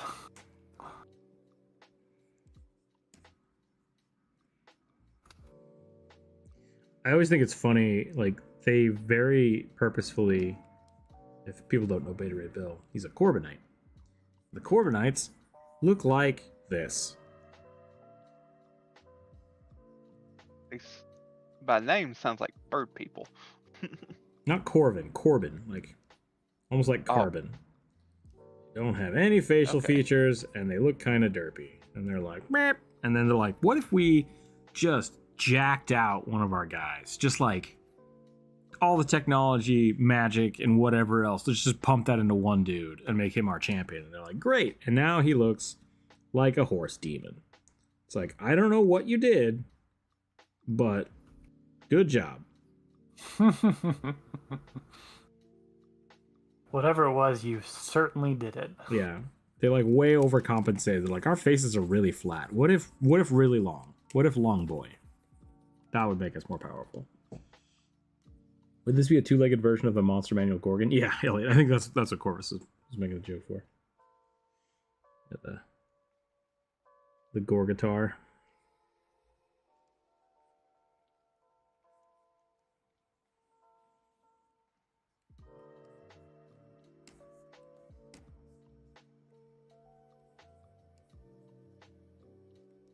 I don't know what the fuck I'm doing right now. All right, hold on. Yeah, me neither. I got a good pose at least.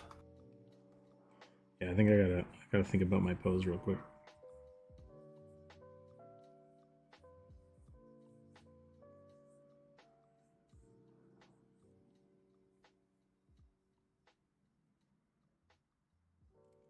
A Da Vinci Crow person. Yeah. If we've got an artificer trying to fly in a Magitech world, then he's gotta have an ornithopter backpack. You should look up Across the Spider-Verse Da Vinci Vulture. Give you some good reference. That was a fun design. Oh damn. Yeah, it looked real good.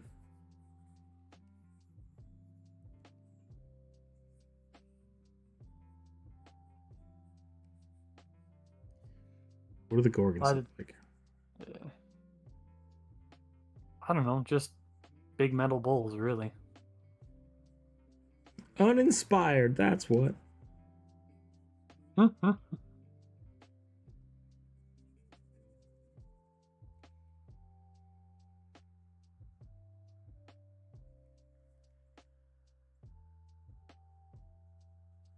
Vinci and photograph?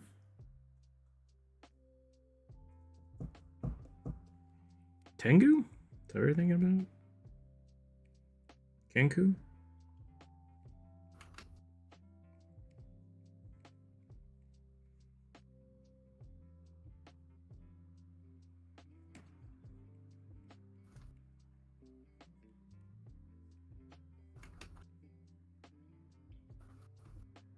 Yeah, well, mine is, I believe mine was a Kenku. Because if it was a Tengu, there's feet to let them fly. Yeah. I don't think there's an artificer in 2E yet.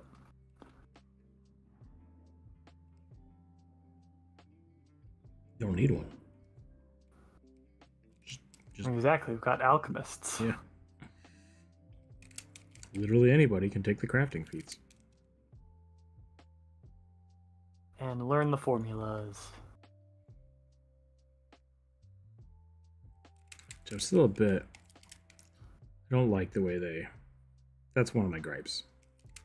They really kind of... Yeah. They try to give people lots of options, and then they didn't clarify how to actually do it. So it's like... I think I agree with you. It's overcomplicated it a little bit.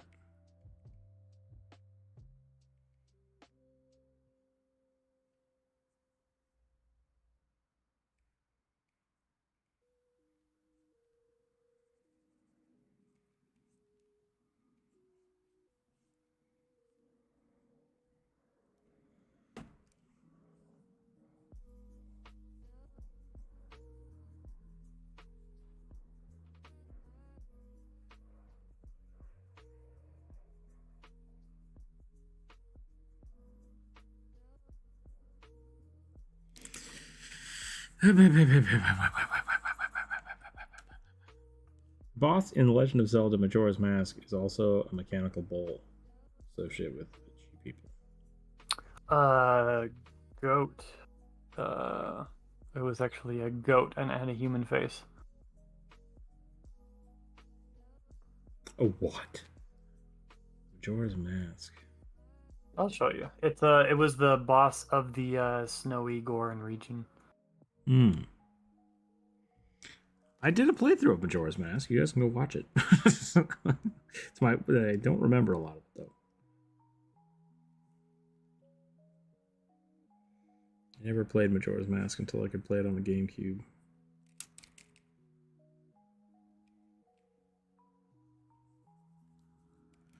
Oh. I don't remember that at all. Oh, yes, no, I do. It like rolls in a ball. Yeah, you roll in a ball and chase it around. Got it. You spend most of your time staring at its ass. Yep. Okay. What on God's green earth is this druid? This is a goat from a boss from Majora's Mask. I was gonna say, is this like a Lamasu from like Persona 5 or something? Essentially. I mean, if it was, it would have like a big old dong on her, like 12 boobs, but... Yeah.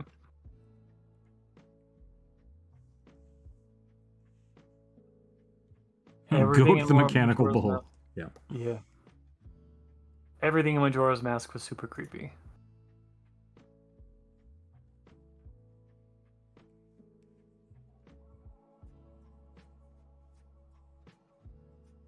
Still, it's one of my favorite Zelda games.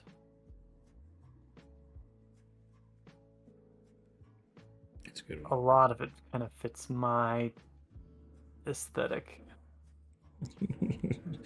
Go murder your friends. Joke's on you, I don't have any. That entire game is like, what if Link could control time, but always showed up like an hour late? It's like, what? Pretty much, yeah. I'm the hero of water. I just died. It's like, oh, well, it's too bad I can't go back in time and help you. Yeah. Yeah, it's a really good game though. I really like the mass mechanics. It adds to like a ton of like fiddling. Like you can try a whole bunch of stuff, which is really cool. Yeah. Lots of exploration options. And I liked that all of the side quest masks are useful. Yeah. So, like, you don't have to get all the masks, but it's fun and potentially worth it to do it, to get them all. I'm noticing they did that a lot more in the older games, and I just never really realized it. Like, we're replaying Link to the Past, and they give you just like a shit ton of items that aren't necessary for the game. Yeah. And it's just like, what am I supposed to do with this ice rod? Huh. All right. Cool. Have fun. Have That's it. what you're supposed to do. I always like the idea of the owl Kenku race. The Kenku can exist for crows, why not other birds? Yeah, I honestly, I'm a little upset about the 5e Kenku. I think the best thing they did was the curse thing where they can't talk. I think I really like that aspect of it because that gives them some uniqueness. But other than that, they're just Aarakocra. Like they're just bad Aarakocra. So it's like wingless Aarakocra. Yeah. They've always been bad Aarakocra. Yeah. But like in Pathfinder, that was their thing, is like they were these bird people, and I think like that's great, cool. But beyond that, like you don't need separate like owl races. Really, they're just all Aarakocras. Like be an Aarakocra, pick a bird. Like I think that's totally fine. So yeah, pick a bird, make the curse relevant. Yep. Like we talked about like a hummingbird Aarakocra or what have you. But yeah, if you want to do something the way that they did with the Kenku over the Aarakocra or the Tengu, I would really lean into the curse. I think that's really fun. Agreed. I'm the opposite. I would strip the curse because it's too detrimental Well, okay. to be fun. So if you don't like In my that, opinion. sure, yeah. If you don't like the curse, you could essentially just be a crow Aarakocra and give them flight, and I think that's totally legitimate. Like that's kind of my argument. It's like if you want to play the Kenku because of the curse, do that, and it's awesome. But there's no reason that you can't have a crow based Aarakocra. There's just no reason for it. So I think it's totally fine. Owls, because then they did the same thing. They made a race for the Owlin and the Strix, and it's just like either make them wholly unique or just make them sub races. I don't know why they could have made a really cool owl race that was like wholly an owl and not just Aarakocra but slightly wiser. It's like, yeah, that's a sub race. You just made a sub race. What are you doing? Because yeah, I really like the crow Aarakocra aesthetic from the Tengu from Pathfinder. Mhm. And they're like, what did they get, like martial west, or no, do they get exotic weapon proficiency, or is it just that they can use katanas? They got like sword proficiencies. Sword, yeah, specifically. they get Tengu specific proficiencies in the same way that in first edition, like there were some elf heritage specific weapons, the elvish curved blade, the Gotcha. forked, or no, what was it, the winged spear or something like that. Sure. It's like that, No, except for Tengu and or for Kenku, and that does include katanas and 9-ring swords and a bunch of other like very Asian weapons. Yeah. In second edition, their weapon proficiencies are like you can become proficient in any type of sword that's, I guess, martial wise. You can't do exotic swords or advanced swords. And there's like a whole tree about them, like, oh, depending on the day, you could change out your proficiency with what sword. Interesting. Because it's implied that Tengu kind of just dabble in all types of bladed weapons. So, yeah. My thing about the whole curse thing is way they talk about it. It's not just they lose flight and their voice. They lose their sense of imagination, and like magically they cannot fly. Like if someone casts a fly spell, it doesn't work on them. I like that. And it's like, see, I love that. like I like the no flying thing. That's cool, but it's just like, how you're just an animal. You're less than a wild crow. It's a curse. I mean, yeah, it is essentially like, it's the same thing of like You're just turning into a wolf, like, right? Like turning into an animalistic werewolf. That's what I feel like it should be. So yeah, which is kind of like the critical role making Kiri, like, I'm super cute. It's like, hey, you should be monstrous. You should be terrifying. So she was a baby. Yeah.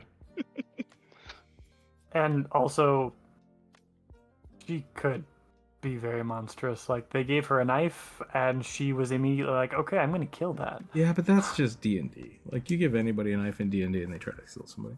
I call them Herc. What am I missing here? I tied my Raven people to the death of Odin in my post-Ragnarok campaign. Interesting. Okay. Bats glide, not fly. Maybe a vampire kind of, sort of. Playing a bat folk kind of race. Bat folk could be fun. I think there's a bat folk in Starfinder, isn't there? I don't know. Maybe. It's alright. I know there's like. I know there's a number of bat-like creatures, and some of them are like intelligent enough that it's arguable. You can make an argument to play as one in second edition. Maybe that was in. What's the Starfinder version of D&D? Bait or Spelljammer? Spelljammer. Maybe it's a Spelljammer thing where you can play a bat. And then they got those creepy monkeys with wings, which I hate. you know, Which I don't know why Wizard of Oz monkeys ended up in Starfinder, but or Starjammer, whichever. Jim Jammers.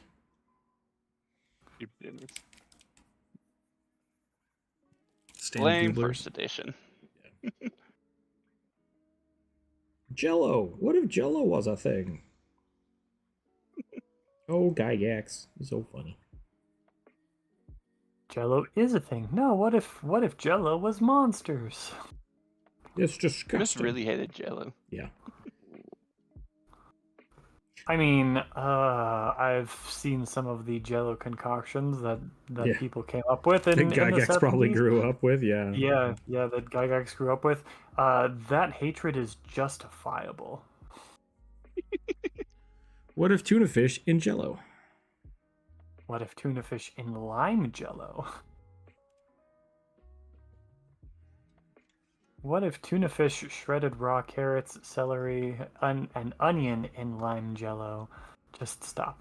I wonder what a Ratatasker? I don't know what that is. Squirrel would be like. Squirrel race would be pretty fun. Squirrel race would be very Is that a fun. Magic the Gathering card? Ratatosker? Yeah. Probably. Because Ratatosker is the squirrel messenger Yeah, in there Norse is. mythology. Okay, I do have that card. He also I likes see. to start crap between the giant bird and Nidhogg and below. Yep. I see no reason why. I mean, squirrels are really just tree rats with a slightly more specialized forest specialized diet.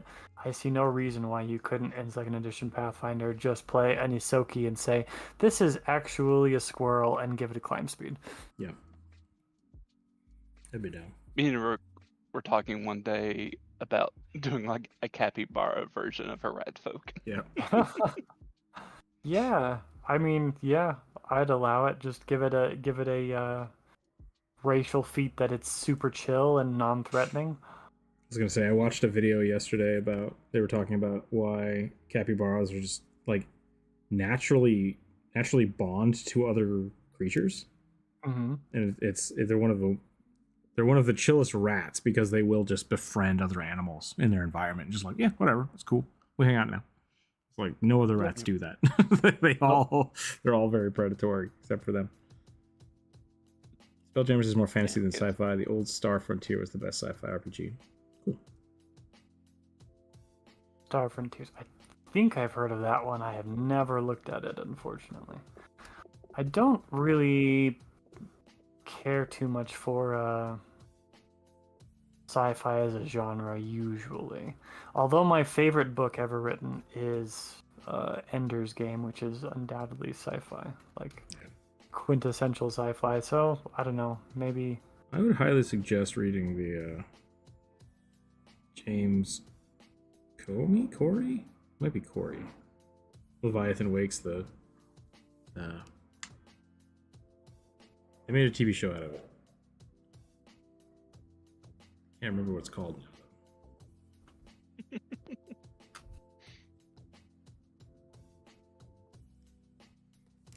Can't help you. yep, me neither. It's not Game of Thrones. It's Expanse, the Expanse books. Oh, okay. Oh. Those are really good. They're pure sci-fi, which I love. So I was surprised you didn't say like John Carter, the John Carter series. That's sci-fi. I've read them, but and that is undoubtedly sci-fi, but not my favorite series. They're kind of interesting and fun, but look, most of Edgar Rice Burroughs' books, if you read 3, you've read them all. Ah, Is he also the author of Old Man's War? I'm not sure. I don't know if I've heard of Old Man's War. I will say it is interesting to read Burroughs' books kind of like chronologically and watch him slowly become less racist. Yeah, I was gonna say. Good. Or you can do the opposite and watch Watch Lovecraft just slowly go insane because he becomes more racist. Yeah. Or I guess do the same Even thing with for his Lovecraft. time. But yeah, Lovecraft was a bitter racist man. Yep. Who needed lots of therapy, but that was not a thing back then. Yeah. No. At least not in the United States. Lucky for him, he was a fairly wealthy white man, so that he didn't end up in an asylum.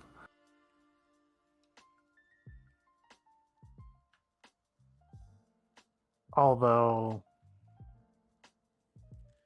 My favorite was I The don't know. Land Time Forgot. I don't know if I read that one either. That sounds so familiar. that's part of the Pellucidar series, Okay. which is like Dinotopia before Dinotopia. Ah. Burroughs' book of the forgotten missing continent that gets. It's if I remember correctly,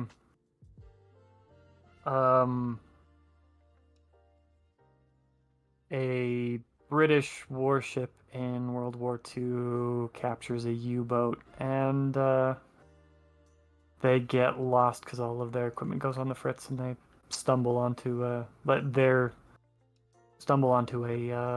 lost continent. Oh, I was gonna say they stumble into the Hollow Earth. No, I did I read hate the the conspiracy theory, but I do love the fiction Right? of Hollow Earth. Yeah. Yeah. It's like, Journey to the Center of the Earth was not a scientific book, right? Just check. I saw a news article the other day that was scientists discover Earth within Earth because there's it had something to do with Earth's core. Like we over the last 3 years we've been really examining Earth's core. And so it's just like, don't use that title. That's a bad title. That's going to make people think the wrong thing. Please don't do that. Probably not the scientist's idea. Yeah. Guarantee it's not the scientist's idea. I mean, I've known a few scientists that have been like, what if we make this really viral? It's like, just stop. This is dangerous. Yep. This is dangerous. Please stop.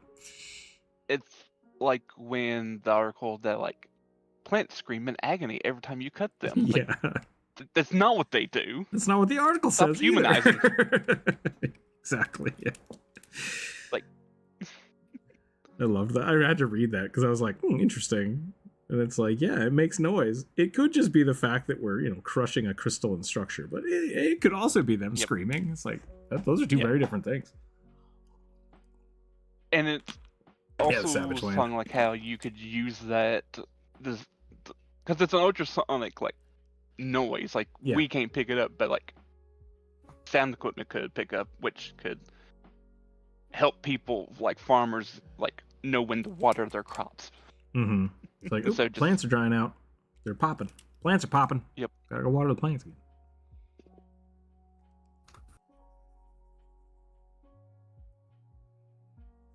I love it. I love that kind of science. It's like, check out this weird phenomenon.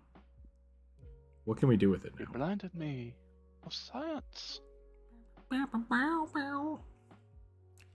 right, there. I think I'm losing it. So I think we're gonna call it. Yeah.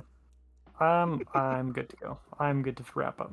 But here is my Gorgon Warforged, who I don't feel like drawing hands for.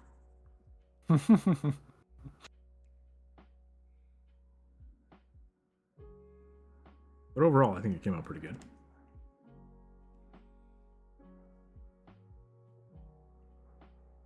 Anatomy is awesome. Thank you. I appreciate that. I think this needs a hinge there because this ornithopter's got to fold up into a backpack. Ornithopter, good word.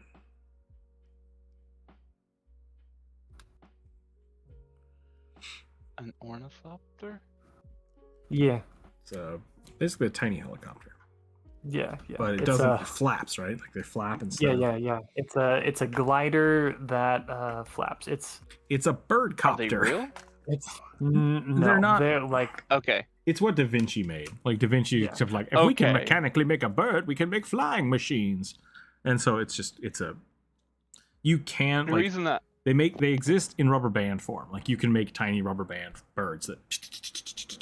Yeah. But- Nobody reason has I ever made asked- one that a person can ride in. when I was watching EXU Calamity, Brendan Lee Mulligan talks about like ornithopters like as means of escaping for people. And it's like, oh, it's probably just some sort of magical fantasy thing. I was like, and I was like, wait, are they real? Why do people know this word? Yeah. But, Elliot Canada is correct. They are also in Dune. It has kind of come to be a blanket sort of term for any sort of mechanical flying machine that uses wing beats as opposed to, say, propellers. Hmm. Okay. So the ornithopters in Dune are kind of like specifically dragonfly inspired. That's cool. Yeah, those look really cool. They did a great job of that in the movie. Yeah.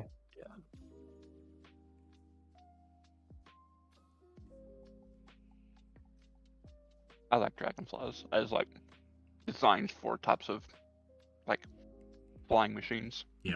I do as well, but the way in which they locomote is incredibly complex.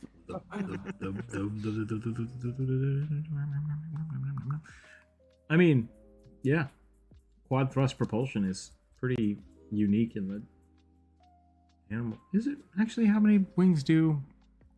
Yeah, dragonflies have 4 wings, but they I guess because I was thinking about like butterflies. Even butterflies have 4. They're just they're kind of pressed together. They don't move independently. They kind of do because they actually move in waves. So I'm gonna take back everything I was about to say and just shut up. Bees, bees and wasps also have 4 wings. Dragonflies are kind of unique in that both their forward and backwards wing and rear wings are roughly the same size. Yeah. And the way in which they are used for like stabilization, direction, and rapid direction change is extremely unique. Yeah, they are murder machines. Yes. And they're designed to be that way. It's pretty cool. They're terrifying. If dragonflies ever get bigger, we might be fucked. So We learned how to domesticate them and get rid of planes. if they get that big, we're super fucked. Yeah. Nah. All right. Thanks for watching. Do they like? Oh, go ahead. I'll ask after stream. Okay. Let's see if there's anybody around for a quick raid. Ooh, that's not right. That's not right. Where is everything else?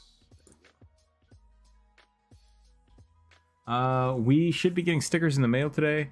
So if you guys want to join the Patreon, next month will be a big sticker pack. So like next month, if you are a Patreon member for the Bugbears and above, it's probably gonna be the biggest bang for your buck it's been in a while because we haven't had stickers in a little bit. So I highly recommend checking out the Patreon page. Otherwise, I will set up packages that people can just buy, probably on the Discord, because we just got approved for Discord merchandise selling, but I'm not sure how I'll do that yet. So we'll look at that. And yeah, they're going to be the otter stickers this month and the Galoma sticker. Otherwise, that's all I got. We'll be back on Friday to try to finish up more of this list. We didn't get too many done, but we got a lot of them. We got a couple. What are we at now? 31? Yeah, we did like 10. 10's pretty good. I managed to get through 3, which is about average for me. That's pretty good. Other than that, yeah, in King's Make Adventure, the Path of the Bogart uses giant dragonflies as well. That's pretty awesome. Yeah, giant dragonflies would be terrifying because they eat everything. They will eat whatever they can get their mouth on. So their mouth parts are made out of hard carbon and are incredibly strong. Yeah. Yep. And sharp. Can't wait. Okay, cool. Thanks, Moniker. We'll catch everybody later. Thanks for hanging out. Thanks for the suggestions. Stay happy, stay healthy. Keep your dice on the table, and we'll catch you next time. Bye, everyone. Bye.